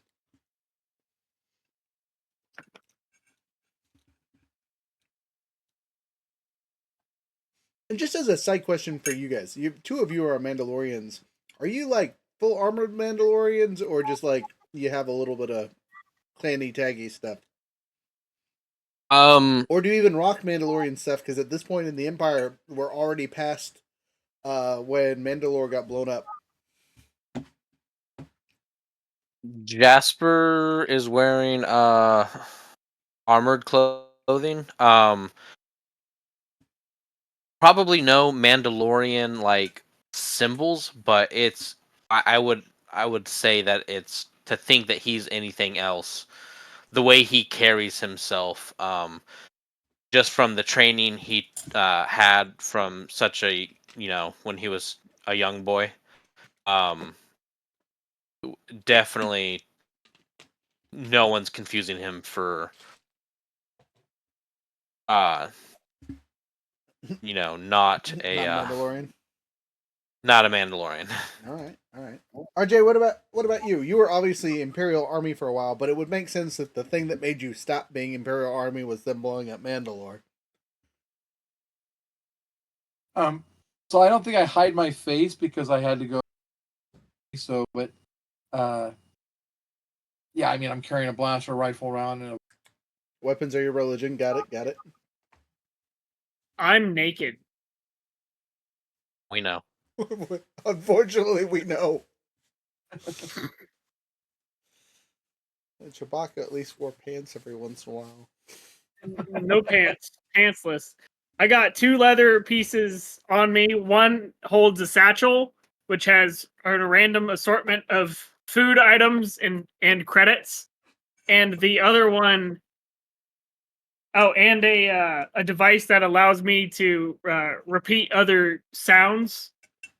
And besides that, I just have the leather holster of my Rick blade. Terrifying. Yeah, I don't want to sit on the seat after him. Right. Everyone exactly. wants to see that. They often ask me to shave. Believe it or not. Oh, No, we ask you to I don't brush think anyone. yourself, and then you shave, and it gets worse. We ask you to brush yourself and bathe, and you don't. I literally just bathed. As you smell like wet dog because I didn't use soap because you didn't tell me to use soap. You just told me to bathe. Oh, How dare that's you? so bad. You're terrible. Okay, so you guys have Why a is Jasper in charge of this? no. I don't think anyone's assigned you in charge of anything, boss. Bob. Apparently, the Wookiee's taking his cues. Right? Yeah, Wiki's learning real good. He's just a sponge. He doesn't use sponges, but he's a sponge. That was funny. You give me credit for those. Then. No, that was good. That was funny. That was great. Thank you. Gosh dang it. I All right, just so up a bunch of water. you guys have a location at least. You know what planet you're going to. You have a name. One of you has been there, or at least on the planet, so you probably actually know the location. Things that he can tell you about the location, again, having been there. Good job on 2 force die. It is a city built into the side of a dormant volcano. It's known for its geothermal energy sources, advanced technological infrastructure that's built into the city. The city produces many of the planet's high-tech products and is a center for innovation. The key features are the geothermal plant, some tech factories, and a research center or two.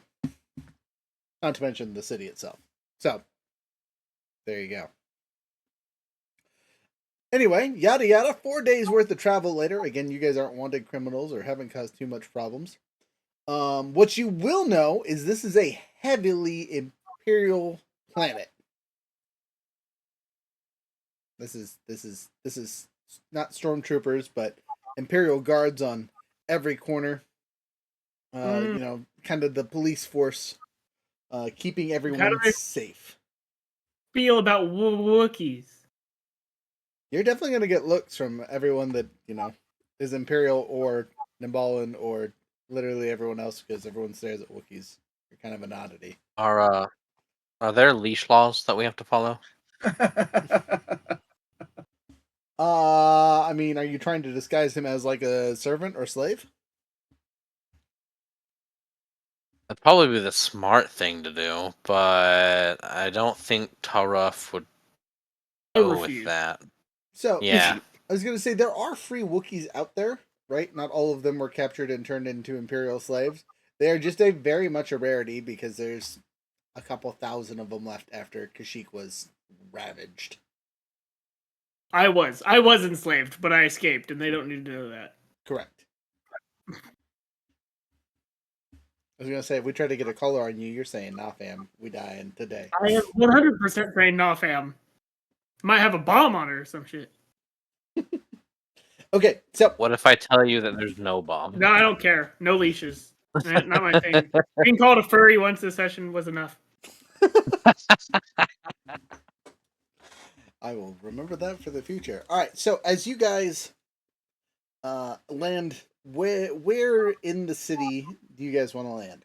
So again, there's the geothermal plant. There's kind of the population center. There's the research section, and then the tech factories. So there's 5 kind of areas where you can kind of sit down at. I take that back. 3 areas you can sit down at. The research stations are out of bounds, and the geothermal plant is out of bounds. Yeah, I would say the I'd say we should probably land in the residential area because if the people like to gamble, we can probably see if there's any local gambling joints, Connected to a hot or springs. bars. Ugh, hot Wookie, gross. Uh,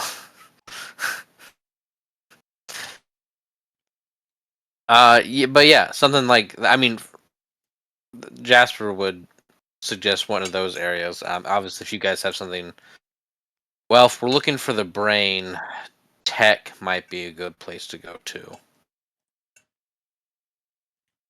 I think a bar would be our best bet though, because if there's any high-profile jobs going on, we'd probably find out from there.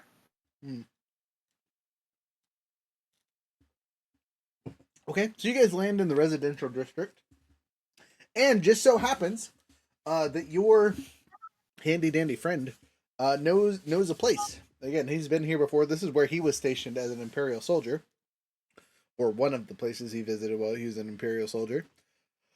And he does know a shady bar that he wasn't allowed into, but frequented as often as he could. And you guys head there. This place is called Corlax Black Hole. Corlax Second Black. What? Sorry, what was the name of the city again? Calicar. Second Black Hole. Because again, it's built into That it. sounds dirty. Right. That's the point. It's the It should be called Hot Mamas. next time. Yeah. And as you walk in, there is a considerable amount of other species that aren't Nimbalos. So, and one other thing you notice is most of the people here are speaking Hut. Ew. Or Hutties. Ew.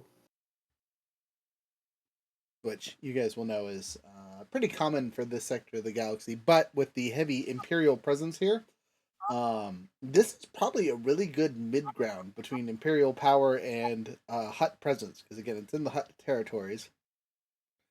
But it's at the edge of them. So take that how you will, information-wise. What do you do in the bar here?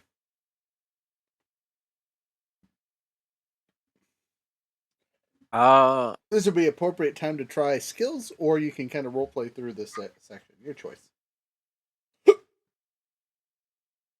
Your pilot is just kind of soaking up the sunshine. Anybody want to make bets on a brawl? No, I would not like to make bets on a brawl. Jasper will approach the bar and ask if there's any odd jobs around that needs done. Bartender They need boxing. looks at you and, well, are you mechanics, slicers? What kind of jobs you looking for, friend? When you say odd jobs, I know plenty of old ladies with sinks that need fixing. Boxer. Looking for more of the high risk, high reward type deals. Okay, high risk, high reward, huh? Well, I'm not the guy to If you know of any. I'm not the guy to talk to, but see that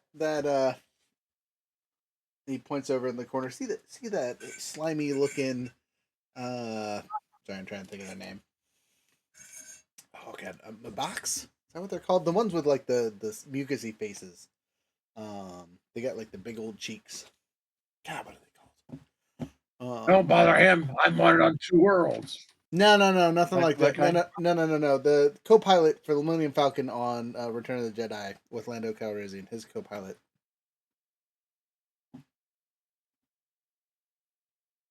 Face. I'm aware of what you are talking about, but I do not know the race. I do not remember their name. Yeah. Wish these species had pictures next to them more often. Anyway,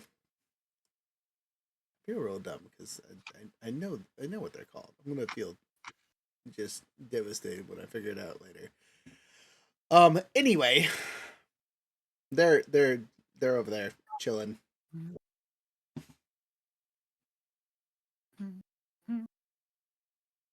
Thank you. Of course. And Jasper will head that way. Oh, hey, look, pictures. Let's see if I can see. Do they need entertainment in this bar? What does that Wookiee keep saying? Um, he asked if you need any entertainment in this bar. He kind of looks around and no. Mm. Sorry, big guy. You're not gonna get your flute solo this year. It's a Solistan, Rod. Solston, thank you. Yeah. They have a lava planet. Yeah, Solston. Yeah, so slimy looking Solston over there. You guys approach him? Yes. Okay. Well, he looks you over and in Galactic Comma he says, "What can I help you fine gentlemen with?" We are looking for a high risk, high reward type of job. Um, I might know a thing or some two.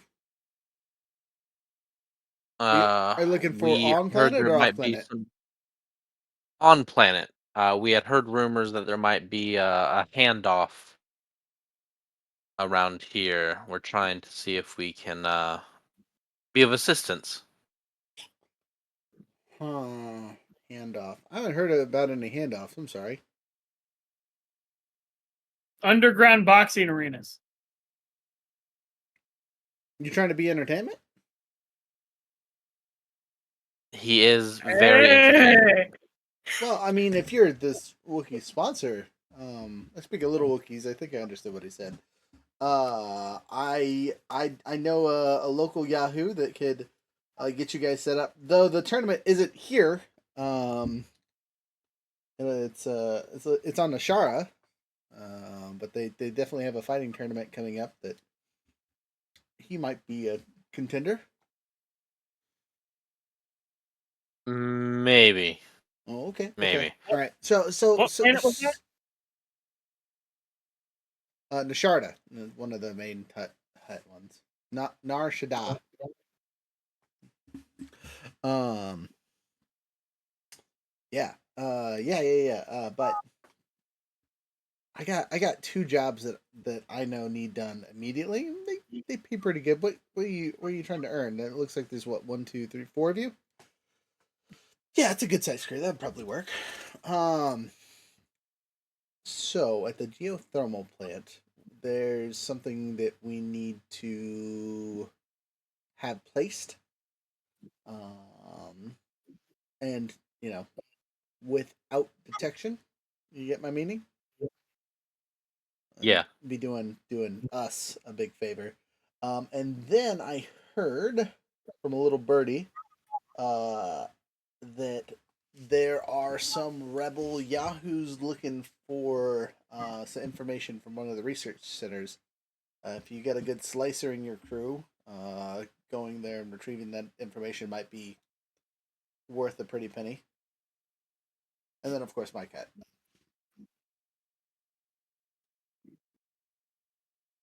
That sounds.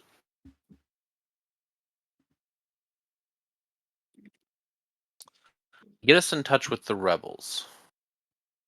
Well, Or the. I can get you the details, and I got to be the middleman. You know what I mean? They're not going to talk to you. They don't know you. They barely talk to me. You know, my employers, as we'll say politely, generally don't mess with them because they're nothing but trouble. But these guys are paying pretty good for stuff, so I've been kind of keeping it. That is fair. But either one of those would work for me. You could take them off my hands. Though you probably only have time for one. I know there's a couple other people kind of looking at doing the thing for the yahoos. That is fair. Is there if we can help you with one of these, could you keep your ear to the ground for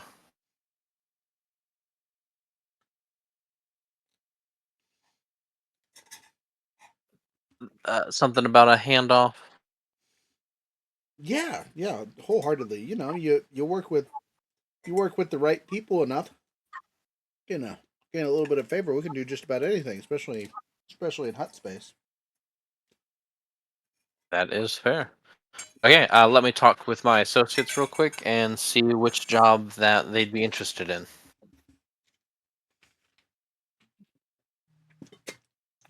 Money. I'm interested in money. Okay, Chesty, which one are you interested in? I mean, I don't want to bomb a geothermal. Sounds like He didn't say bomb. He said we just gotta install something on the down low. Which one's the most dangerous? Probably the geothermal plant. I'm down for that. I mean, either of them are gonna have Imperial yahoos in the way. Yeah. hey, maybe we'll get a heavy blaster, a repeating blaster. Do you want to carry one of those things around? No, just want to sneak. Look, it's hard enough walking around with you and a blaster rifle in town. You know what I mean? There's no concealing that. I can imagine anything bigger than that. Just waddling I everywhere. got a Wookiee to carry it. What are you talking about? Oh, right. Yeah, you're just sorry. You just put on the Wookiee's back. That makes it even stand out less, right? What the? He doesn't I sound am like he not likes it. Pac-Man mule. You kind of are. I am Tarif, not mule. I don't know what a mule is, but he doesn't sound happy about it. No, he's not generally. He's a pretty unhappy guy. Huh? You'd be unhappy if you were poor. Rich boy. Yeah, but I'm not rich. Yeah, but I'm not. Damn, got him.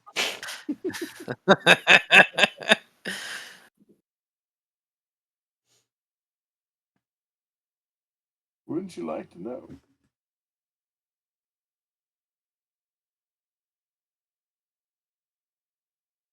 um.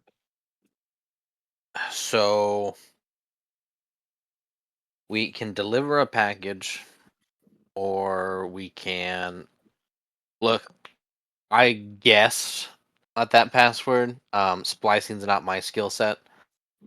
I think our best bet is to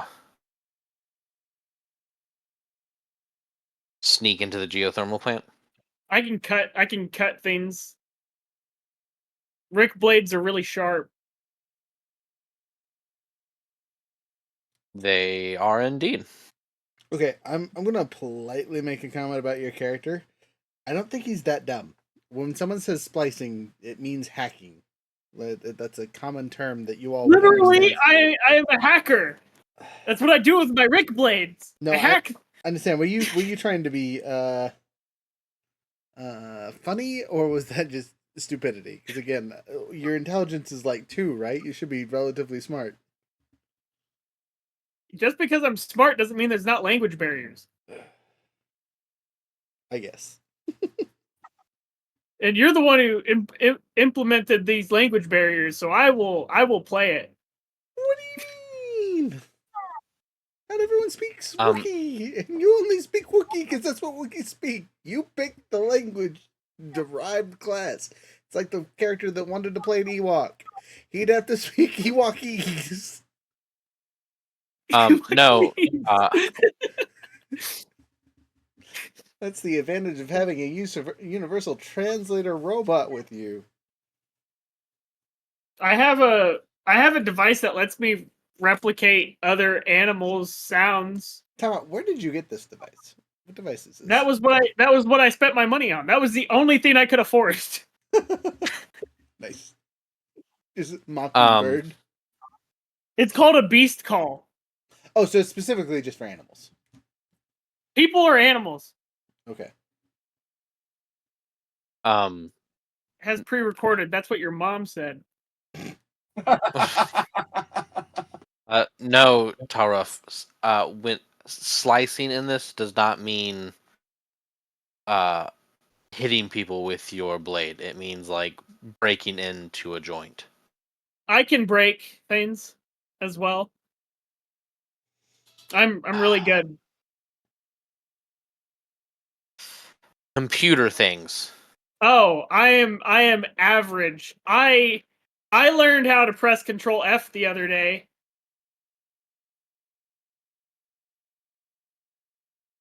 What?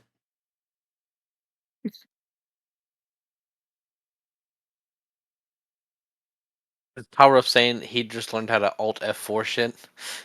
I don't know what that means.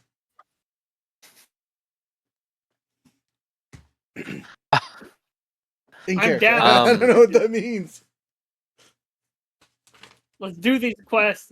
Okay. So, Get that bag. do you want Run's opinion whatsoever? Because no one's asked me yet. You're not the boss. Yes. What is run? Yes, run. What would you like to do? Since none of us have legitimate slicing gear, I think our only real option is the geothermal plant, right? Correct. So, like I had been saying this entire time. I was told I need to take a bath, so it makes sense. The Wookiee is distracting our decision making. And someone's God, someone's over so there bad. playing on their data pad. I said I didn't want to blow up the thermal thing, but if that's what we're gonna do, we'll do it. So, you go back and talk to our Solstian. Yes. He goes, "Well, that was fast." Yeah. It turns out when one is just a Wookiee that doesn't understand computers, and we're not really a tech savvy crew, we'll deliver the package. Is it a bomb?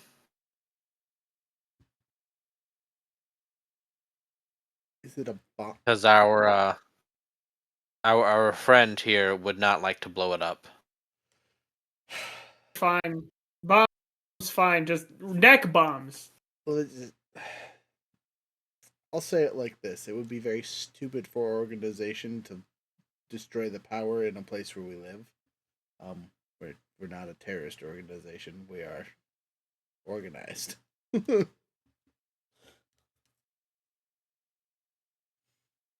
There, no bomb. Is it I can carry big boxes. He says, "No, it's relatively small. It's about the size of this, hand comm system I'm handing to you."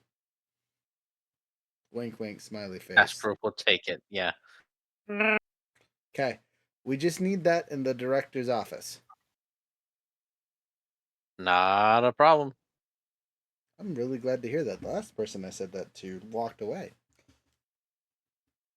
Like you handed them the stuff and then they walked away, or like. No, like I told them where it needed to go, and they said, "F that noise." Oh. But anyway, good luck, bye! And he kind of walks off into the crowd. Did he leave a tip? Yes. Tip was, I put take it in the director's office. Yeah, of course you would take the tip. Yo, weirdo. Hanging out with minors, taking tips. What the? I literally don't hang out with minors. That's what I said. Being called a furry. It's all coming together. Whoa. It's all coming up, Millhouse. Jeez Louise. So, geothermal plant. Okay, so this is a large building that is centered in the center of the city itself.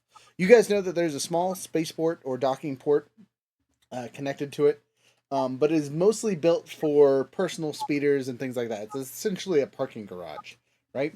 The plant itself has 3 large pluming energy generator areas. Think like a nuclear plant.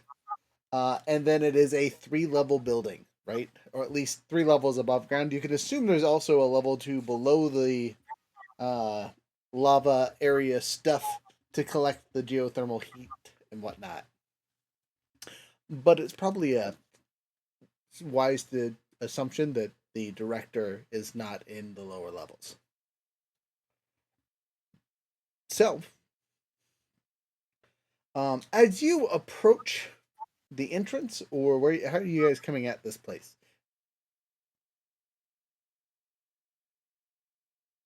Um, There's a front door, right? Essentially, Are there any Wookiees here? no, but there's also not as many Nimbalans as before. There's quite a few Imperials running around in uniform. Is there any like cardboard boxes that obviously hold paper or something that need to be delivered to another office? I mean, you could ask and find out, but no one's just like, "Hey, random person on the street, take this and go." No, I'm like actively. When we enter the building, I'll be looking for a large box of paper. Okay. As you search around, go ahead and make a perception check. Oh yeah. Okay, so but just, before you guys get there, there is 2 armed guards kind of in the front. They look like your wannabe security guys. They're Imperial Yahoos, but they're not stormtroopers by any means. But as you get closer, they will politely ask you guys to unarm or leave your weapons in the front area here, as they, for safety reasons. I hand over my comically large sword. Okay. Anyone else disarm their would-be weapons? For speaking of weapons, if your weapon is a light blaster, a holdout blaster, or some kind of small knife or something like that, it can be concealed. It just takes an extra check. But like my vibro axe and my blaster, I cannot conceal. They're too big, so they will get turned in. Jasper's just as deadly with his hands as he is with weapons. No, Jasper will set the vibro rapier down and pull out the 2 throwing daggers and set them on the ground, or set them there for them. Okay. They look at Chesty expectantly. Because he has a big gun. Right.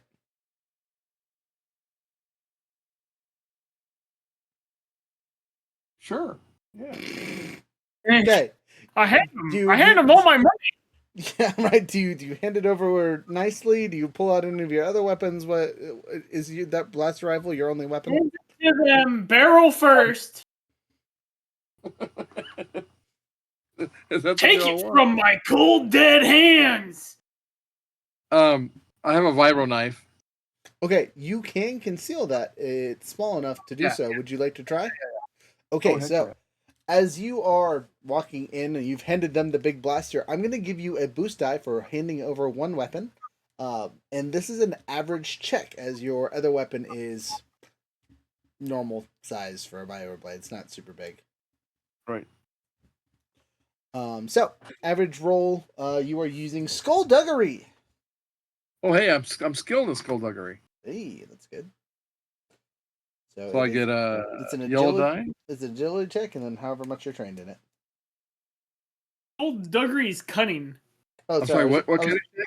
It's cunning, not agility. Sorry, I read stealth. Oh, it doesn't matter. Still 2.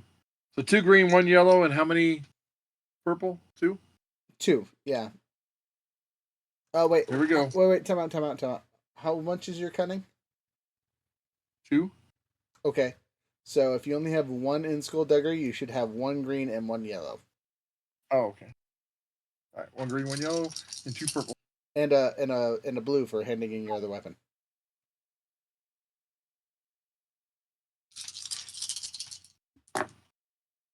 Oh, there we go. So 1 fail, 2 threats, but I got, and the green one freaking blank, of course. 3 advantage and 1 success. So I ended up with 1 advantage. Okay, well, that's not good. That technically means you fail. That sucks. So, as you try to get it by, he kind of looks through and says, "Hey, the knife too." Oh, my I thought bad. that I Nick was thought on it a was knife. it's the Wookiee's razor. You are politely disarmed. Though they kind of give you guys like the look. Again, this is a lot of weapons for just random citizens. And again, you have 2 Mandalorian-looking mofo's, a Wookiee, and a Bothan that is way out of place here. He's got some kind of flight armor going on or something. Nice looking clothes, and then with you gahoos. So the geothermal plant is open to you. I You searched for that paper. what'd you roll? I haven't rolled yet. So is 2 green and 2 purple? Because I have 2 I have 2 agility or cunning or whatever it I is. will let it be an average check. Because stealing it will be a secondary check. Just finding Okay. it out in the open is easy peasy enough. Wow. 3 success, 1 threat. All right, so your next roll you'll take with a disadvantage, but you definitely see a large pile of paperwork on one of the desks, easily grabbable. Would you like to make a skullduggery check to snag it? Sure, why not? Okay, it's really easy to snag. It's just paperwork that is piled up, and you're just gonna kind of scoop it into your arms, I assume. Yep, just carry Okay, it so like I'm supposed to. 1 purple, 1 black, and then whatever your skullduggery stuff is.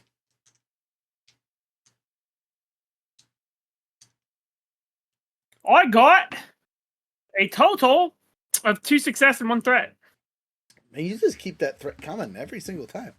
But 2 successes is good. 2 hits. We like that. We like that.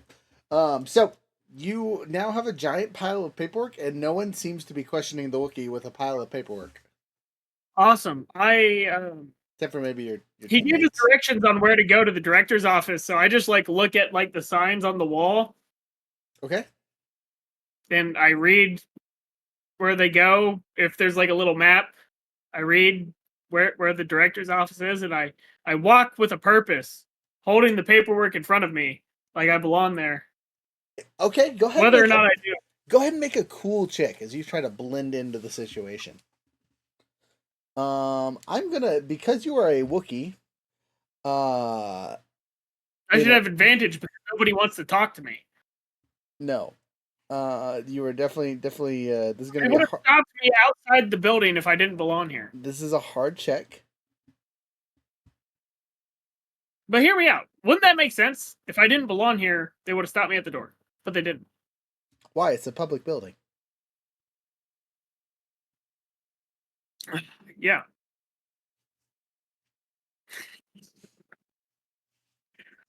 I'm just trying to have good reasons to get good rolls. You can always use your force die. So what is the thing? If you use a force point, you get a boost die, and you have 2 of them currently. Oh, okay, so no, so what do I roll? What do you tell me to roll? A cool check, which is part of your presence. Yes, I have a 2, but what I'm asking, what am I rolling against? Just It's a straight hard 2? check, so 3. Okay. Yeah, I'll use a force die, I guess. Okay. Oh, we're up to 4. Let's go. Okay, so that's a blue dice, and then I just roll. Oh, and I have a black dice because I have a threat, right? Correct. Such garbage. 2 success. Hey, well, you blend right in, and with your extra thing, you could make sure that one of us is following along close enough to where we also blend in without having to roll. Who would you like to kind of be right behind you in your shadow? The our wonderful boss man. I just grabbed the random doctor's coat on the closet, door that we're passing by and throw it on him or something. I don't know. It's fine. It's just you're so tall and imposing, he kind of just sneaks in behind you. So Jasper and the Wookiee, no problems. We cannot hear you. You're deaf. You're not speaking. Me? Maybe it's my hand.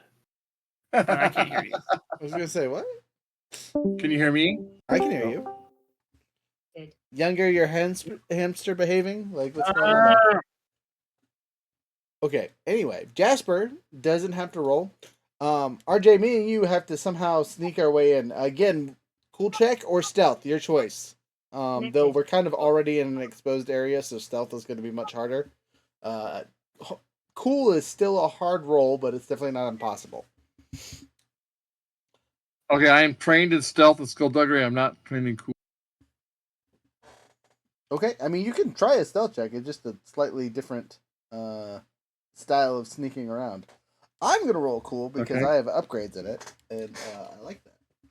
Alright, so we're rolling 3 of these bad boys. Okay, so what die am I rolling? A green, a yellow, and two purple.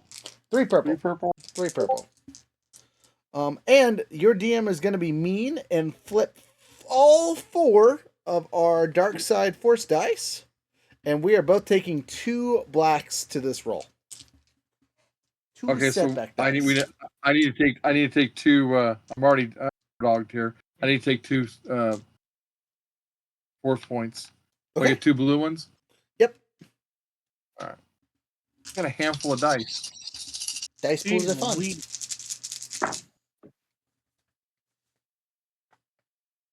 Oh, hey, we're okay. The Aye, 4 threats, 2 failures. convincing demeanor does something cool for this. I gotta look it up really quick. Okay, so I end up with 4 threats, 2 failures, but 3 success and 2 advantages. So So that sounds I like got 1 success and 2 threat. no, 1 threat. 1 threat and 2 No, success. 2 no, I'm sorry, 2 threats. 2 threats. Okay. So 2 successes, and 2 threats. Okay. Thumbs up. Me gusta. You succeed. You are the sneaky boys. You just take a -2 for your next couple rolls because you're kind of doing the Kronk. As Dun, you're, dun, dun, dun, dun, dun. exactly. All right, 10 seconds while I pull this silly thing up. We're a smuggler, and we are a pilot.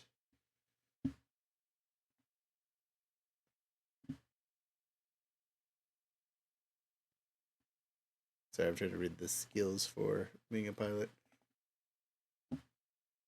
There's one that is actually... Oh, no, it's not even 4 pilots for Bothans. Never mind. That's going to take too long. Anyway, we're rolling it. I'm trying to be cool. Cucumber Q. That's not good. That's really not good. Dang. Okay, well...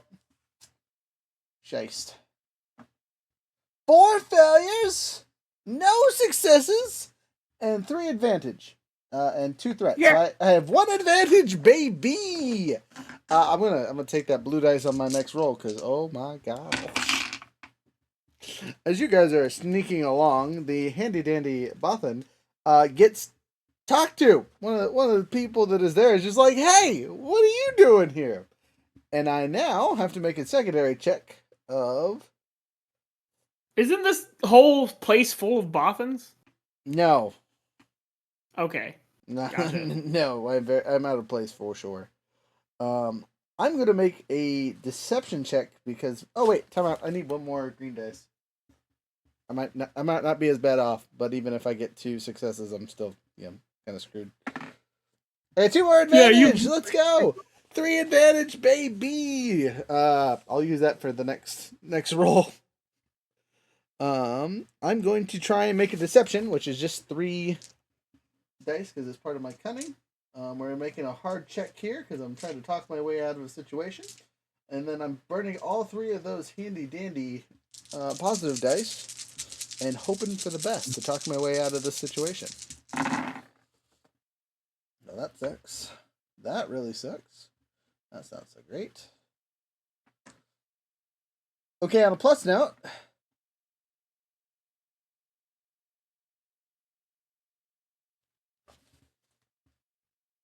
Plus note. Stuff and things. I gotta look look up a skill check really quick because it actually might be important for this. It might give me a free boost, which will save my life here or not. Because right now I'm even with 3 advantage.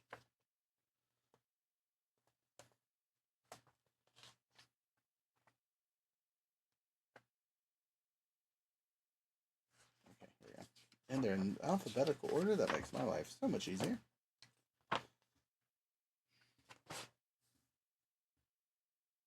Commencing demeanor.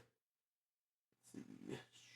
Remove 1 per rank of commencing demeanor for any deception or skullduggery thing. I did not have any negatives. Dang it. Okay. Well, there's one more hope. It's not high hope, but it's a hope nonetheless.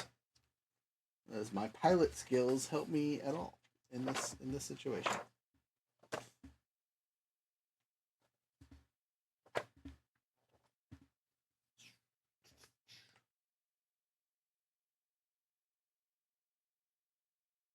That's the scoundrel. Where's the pilot? Pilot is the first page. Here it is.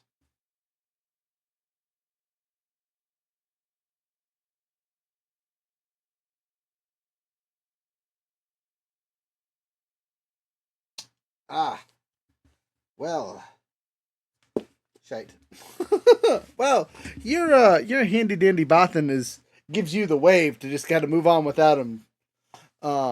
I'm gonna burn all 3 of my advantage to let you guys kind of pass forward, but I will not be able to continue because they're gonna be, figuring out who I am. And I will roll Rebel scum. and I will roll for a deception roll while you guys are doing other things. But I am detained and will hold you guys up, so I let you guys continue about on your way. So you guys make it to the elevators unperturbed. Thank you, reading maps and walking fast Wookiees. At the elevator, there is a list of console stuff, up, down, all that fun stuff. And you guys know or are able to read that the director's office is on the top floor, but it has a equivalency of a key card that locks you from pushing it. So like you can push the button and it goes meh, meh, meh. Inside of the coat that I handed Jasper to see if there's a key card attached. There Is there? not. There is not. Also, Unfortunate. so where That's do some you, bullshit. what do you assume get there was just a advantage. what are you See, assuming there's because just a I coat? should get a bonus. Because that's what I said I was going to do. I said Okay. just random. allow there to be some role play.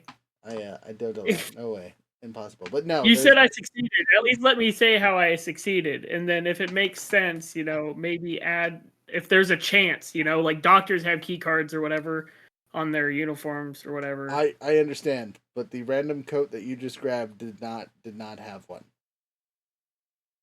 So what? Yeah, I get what you're saying. My role-playing game. What I'm saying is, if it was possible, you could. If I fail, then there isn't one, right? If I roll and it says it fails, but if I rolled and it said it succeeded, then there would be. Okay, That's all. I hear what you're saying, because I did not come up with the coat. The possibility of keycard is not there. It's not part of the narrative purpose. It could be. And it could be part of a school. And I'm telling you, there's not. You can look it over and be like, aha, there's not. You just grabbed a coat. This isn't. Okay. Remember, this is a geothermal plant. The fact that you found a white coat is kind of impressive as is. You're dealing with hot lava. You know what I mean? If you would have said, like, I don't know, thermal gear or something along the... You said a white scientist coat. Why? Because it's a geothermal plant. There could be... You said it was a science place, okay?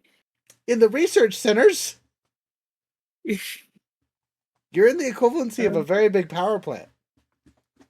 Anyways, I would like to go to the top floor that we can go to, Okay. and then open up the hatch above us and climb the rest of the way, like an orangutan. Okay, so you go to the highest level, and the door opens, and several people walk in. Do you still try to top the top? No. I'm upset that there's humans here. This is bullshit. I mean, if it makes you feel better, they're not humans. Okay. Well, I go and look for a stairwell. Okay, so you get outside of the elevator and look for a stairwell.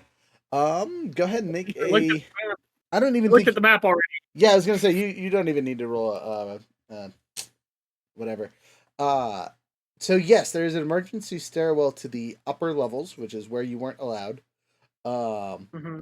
You go to it, you get there, and there seems to be electronic lock stopping your path.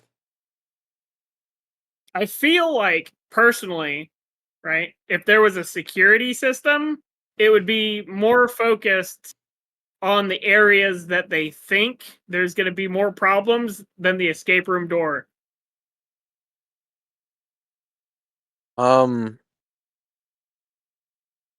Or I the mean, if Or upper it's is an level, emergency exit, or the uh, upper floor is just secure. Anyone who's escaping from the upper floors is going to have a key card, right? yeah. so you're saying we should wait to see if somebody tries to descend from the upper floor? Just play a waiting game at the elevator I mean, and then beat them up? that's a valid option for sure if that's what you would like to try. Was there cameras in the elevator? 100%. Okay. That's lame. Yeah, you guys have seen 4 or 5 cameras pretty much on every level. Is there a camera pointing at the escape room door? Nope, doesn't look to be a camera in the stairwell. Well, I can try to open this if nobody else is going to. Okay, what are you using to open this door? My hands. I don't know. Like, You're just gonna try whatever. you're just gonna rip the door open? No. I just like see if I can like go take my little Wookie hands and maybe like a piece of wire or like some random shit. You know, the paper clips that were attached to my paperwork, and you know, do a little finicky lock picking bullshit. Finicky If lock. I can open, listen, if I can open in real life, like one of those security safes with toenail clippers, I feel like this isn't an impossible task. I 100% agree. It is not impossible. Okay. That would require 5 dice. This will only require 4. So it's a 4 difficulty because you don't have any things. I'm not going to give you any setbacks or anything like that because you're not avoiding anything. You have plenty of time to do so. It's a skullduggery check on a 4 difficulty. Does anybody have skullduggery powers? I have a 1. I have a 2 total. I have 1, but I'm distracted. Okay. I guess I'll do it by myself. All right, Wookie, make your roll. I don't have any more force dice, right? No, there's three positive and 2 negative currently. Oh. Can I use a positive or 2? Yes, you could. Okay. I'd like to use 2. Okay, now you have 4 negatives and 1 positive. What? I just asked for 2 positives. Yes, and you get them. They turn into negatives once you use them. So you get 2 boost die. I'm just telling you the count currently. Okay. And the boosted die are blue. Yes, 2 blue. And I have a level 4 purple. Yes. Okay. And I don't currently have any blacks because I just straight succeeded my last roll. Yes. Yeah. Fuck. Good roll. I got 5 failures Rough. and 2 advantages. Well, the advantages could be helpful later, but not helpful now. I start finicking with this thing, and it's just like, it's just like fall through it. It's like fall through the door. Okay, so the stress of the situation leaves you with 4 strain. Ooh. I don't know what that Oof. means, but that sucks. It's like your mental stability. I have none. You should have plenty. It's like 11 plus your willpower or something silly, or 10 plus your I willpower. have a 1 will. Okay, so you should have at least a 12. Okay. I don't have that written down anywhere. Oh, okay. Well, that's not my fault. We did this in character creation. I went over it. Oh, I have 8. I have 8 plus 1, so I have 9. 9. Okay. Which means I now have 5. You now have 5. It's easily recovered. Don't stress. Or in this case, you do stress. Okay, so yeah, you failed terribly. Stress yourself out, and the door is still locked. You realize that this would be much easier with a slicer's kit because this is an electronic lock and not necessarily a physical one. But might I throw in the thing is it's an electronic lock, and you hit things hard enough, they might open, or they'll jam. One of the two. Straight up brawn it. Straight up. It. Okay. Whatever it is, whatever thing I'm supposed to do, like if I nudge it hard enough.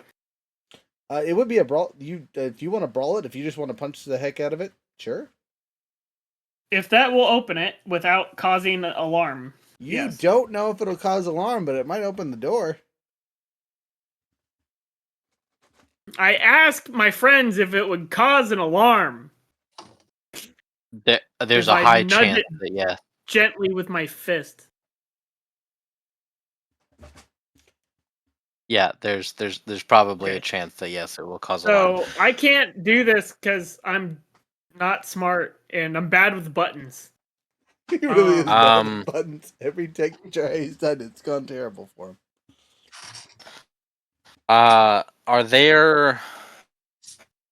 Is there someone around this level that kind of looks like they would have a pass to the director's office? You guys are currently on the stairwell. But if you guys take the time to kind of look around, you can make a vigilance check or a perception check, either one that you guys want to do, to see if you spot anyone that looks important enough to have a key card to the director's suite. Yeah, I'll do a perception. 2 purple.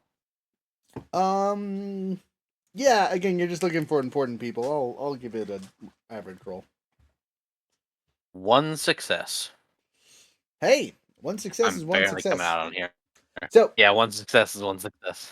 As you look around and try to find someone important, you do see what looks to be a janitor bot kind of doing its thing, and from its hip sways a set of key cards and access doohickeys. There's a strong possibility that would work. Could I use stealth to walk up and swipe it? You can use stealth to sneak up, but stealing things is under skullduggery. Is there a camera pointed at the robot? A very valid question. If so, I would like to get the robot's attention, if it is. Okay. And get it to stand saying there's a problem with the emergency door. Okay. So that it will be distracted and out of camera range. Perfect. And possibly provide advantage to our friend who's skullduggerying because it's distracted. So there was a problem with the door. So go ahead and make a deception check as you scream at it in Wookiee. No, I'm not. There's no deception. Something is funny with the door, right? You are deceiving. That's not deception. You are deceiving the character. There's nothing wrong with the door. That is not deceiving. There is a real problem with that goddamn door. For you personally, it's still a deception. Okay, then it's fucking real. If I get poisoned by something, then it's 1 real. 1 success, 1 threat. Okay, roll your deception roll to get him to come closer and out of the camera view, please. What if I call him over, sir? Can you come over here? Is that a 1? Would it be a 1 rather than a 2? To call over a cleaner bot with something, yeah, it's definitely an easy roll. Okay. What if I take some of my hair and throw it on the ground? I think you would be even easier. I think you would just annoy it. Just roll an easy check, you goose. Stop being afraid of rolling. Just roll your dice pool and move on. No, it's so bad. I have 2 advantages, so I'm gonna use both of them. Okay. Or no, I'm gonna use one. I'm gonna use one on myself, and I'm gonna give Veerling one. Okay, and just because I think it's funny, you're gonna take a black die for a -4 point. Fucking garbage. You're fucking garbage. I stomp my foot and I make dirt on the ground next to the door and I roll. I got a 3 success, 2 threats, whatever that means. Okay, so you'll have some negatives in the future, but you easily. Okay, is he upset that there's dirt on the ground? He's probably a little annoyed that he, Not my fucking problem. All right, Skullduggery. You said you had 1 threat and 1 success. Veerling. And an advantage. 1 die. success, 1 threat. Yes. Okay, so you will take negatives on your next roll, but you successfully swipe the keys or cards from the robot's hip. It is now cleaning the mess the Wookiee has made. Annoyedly so. Yeah. That toe jam had fair. been there for weeks. It had just like gooed up every time I took a shower, like pulled between my toes. So Jasper's gonna go to the elevator and hit the director's office. Okay, you do so. as do I. It works. Ba-ding, ba-ding, ba-ding, ba-ding. Hey. As the elevator door opens, because again it was closed and was being used, a very annoyed looking Bothan stares at you. Oh, actually, before the elevators open, I would like to make a stealth check to like Behind hide. the Wookiee. I was gonna say against the wall. Sure. Behind the Wookiee. But Roll it. Make your stealth check. This is an easy stealth check. Average. The only person you're hiding from is the robot that can't see you because it's busy cleaning. Got you. It's okay, I have 2 ranks in it, so 1 green, 2 yellow, 1 purple, and 1 black, right? Sounds right. It's 5 You're gonna look successes. like you don't belong here, and the camera's in the elevator if you start hiding. You are super duper hidden. You are a fly on the wall. The door opens. Life. A annoyed looking Bothan steps out onto the floor. He looks and sees a Wookiee and goes, "Oh good, you're still here. What a miss."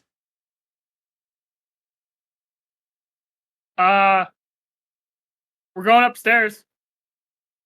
Good, yeah. I am somebody's husband. I'm here to see them. I gotta go find them. Wink wink smiley face. I can see it. Thanks. Can we get out of here before they fire my wife for my idiocy?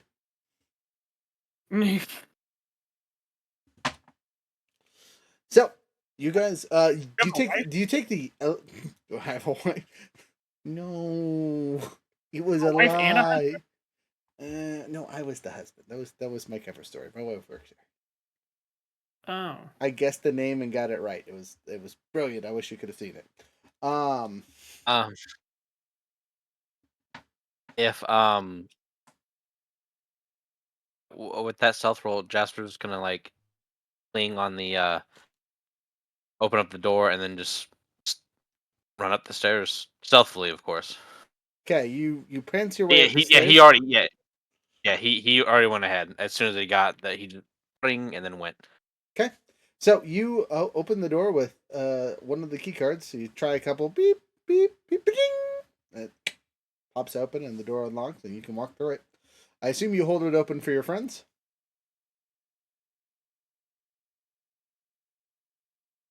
To get my fingers jammed in there. Yeah. All right. Once all 4 of you have entered the upper levels, the door closes behind you, and you hear a kts as it locks. You are in the director's suite, or at least right next to it. There's a small door that leads into what you assume to be the director's office. Do you work your way in there, or what do you do? There's a window at this door, right? Because what kind of maniac has an emergency exit without a window? I mean, the kind The director apparently probably hides the escape door behind his office. Jasper will like put his ear against the door to see if he can hear anything. you hear a soft snoring. Delightful. Jasper's gonna look and say, "Don't move from this area. Don't make a noise. Don't touch anything." Okay. Everyone needs to make an easy stealth check. Is that a 2 or a 1? Easy as one. 2 successes, 2 advantages. I don't Success get and how advantage. I 2 success, get how- advantage, and 1. What's a triangle? Failure cancels out Yeah. successes. So I got 1 success, 1 advantage. Okay. I really don't understand how these dice work because I rolled the 2 green dice and 2 yellow dice, right? My bad. Do you have Yeah. Do you have stealth? That's one of your things. Yeah, I got it. No, it just have 2. Okay, so it's just 2 green dice then. Oh, it is green dice. Okay. Remember, you get. I don't know what you're looking at for your stats, but you get So green is the smallest, right? The smallest thing. of the. Okay, two, that's what I yes. was making sure. Okay. So yeah, I got 3 successes and 1 threat. I just don't know how that works. Like I don't understand the dice, but that's what it says. So threats cancel out advantages, and failures cancel out successes.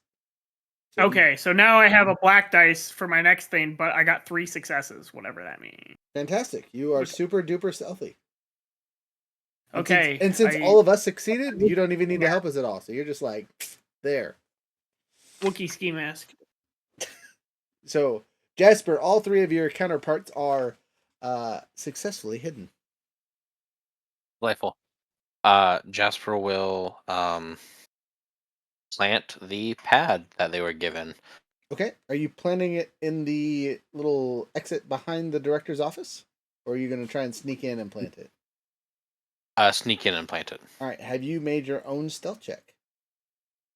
Yes. Okay. How many successes did you have? We made it again. 2 successes, 2 advantages. Okay, so you can spend those advantages to open the door silently. Delightful. I will do that. Okay, you do so. As you open the door, the lights turn on. You see an old Nebian gentleman, lots of gray hair coming out of his face, sleeping at his desk, just hunched over a control pad, just looks out of it, right? The lights turning on didn't seem to affect him at all, but they're on, so you can see pretty well. Delightful. Then Jasper will just sneak up and look for the best place to hide the evidence and plant it there. Sure. Would you like to make a perception check or some kind of other check to determine the best place? Perception, yes. Easy or average? This is going to be average just because you're kind of in a stressful situation. If you make too much noise, there could be consequences. By the skin of my teeth. 1 success. Okay, another 1 successful look around. You would know that the best place to put this is probably right under where the director's snoring. You can make a hard skullduggery check to place it there, but it'll get the best information. You can put it in a potted plant not far away for an easy roll, but probably not the best, an average roll for an okay thing. Or you can place it, in that quarter where you were just at for an easy roll. Can't goof it up, basically. But the worst spot to put it. Pause. Brief statement. Yep. I put my fingers between the closing door, so it doesn't lock behind him and he doesn't have to do another check. Easy peasy. Yep. I'll put it in the potted plant. 1 success, 1 threat. Okay. So, as you finish plot, you hear make a stealth check. Oh, that is my bread and butter. And that's with 1 black dice, correct? Correct. Use a Oh, force And then actually, I'm going to let you roll with it, and I'm going to give you a light side point because I'm spinning it. Because technically, the threat was used to wake him up. Okay. So green, 2 yellow, 1 white, and 2 purple, or No whites. Whites are forced die. okay. So 2 purple still. Yeah, 2 purples, whatever your stealth stuff is, and 1 black. Oh my god. 1 success. You- I've just been we're gonna barely. start screen sharing your rolls over here, man. Keep getting these ones. All right. So you succeed. He kind of shakes, looks around, and just doesn't see you, and goes back to sleep. You've successfully planted the thing. Now you guys have to make your daunting escape out of the factory, which is relatively easy. As you guys make your way up to the front, you recollect your weapons and are resupplied. And I think at this point we're past the 4-hour mark, so this is a good place to end. So, someone making the notes that we're still on the bond, we've completed a job, we're gonna get some kind of payment for planting a sneaky device. We have key cards that we can now sell to the other guy so that he can be able to conduct more stuff. You do have key cards that you did steal from the robot Yahoo. But where were we? Adventure time. Thanks for playing with us tonight. It's been great. We don't have any crazy events that I can think of in September, so just keep out on our normal stuff. We got new dice. I forgot to show those off earlier. We got taco dice because we like to talk about it. We got Pikachu dice because Pikachu is cool, and then we got You like your Pikachu? That's inappropriate. Yeah, hanging out with minors, taking the tips, peeking at you. Come on, furry, behave yourself. And then we got ducks. YouTubers. I'm not like the other YouTubers. Dang, got him. Again, thank you guys so much. You're much appreciated. Code for this month. I know I said I'd look it up on Monday, but I failed and forgot about it again. Damn liar. I know. It would take me like 2 minutes, but I'm being super lazy, and it's already late. So, yeah, with Adventure Wait, in I Mind. gotta get up in 4 hours. Yeah, I was gonna say stick around for the music. We'll do our after action review. We'll talk about experience points after everything's done. For those viewing it, I'm gonna let you guys know I'm giving out experience points like candy because I want these yahoos to level up and have fun during these sessions. And we'll get back to it later. Thanks, and we'll see you later. Bye.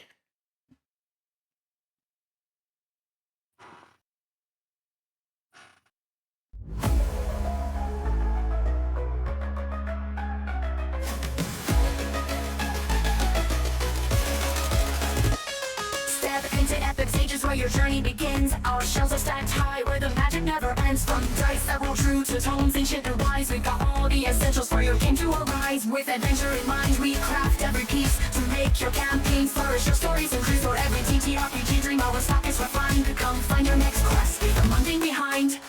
Epic stages is where you find satisfaction. We bring the spark, you bring the passion. We control the board, you control the action. Epic stages where legends find traction.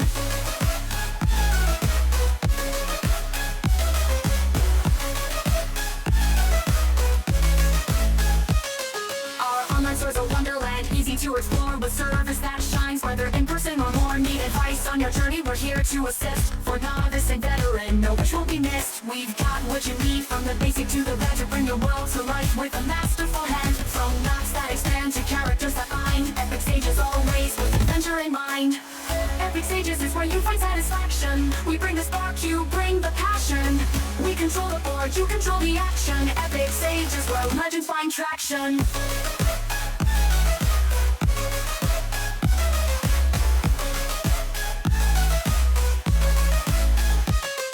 Elevate your game with custom pieces so fine, handcrafted with care, designed to make you shine. From miniature heroes to landscapes vast, we build every detail to make the magic last. When the final dice is rolled and the journey is done, we offer keepsakes that remind you of the battles you won. In every treasure we offer, memories are signed. Epic stages, always with adventure in mind.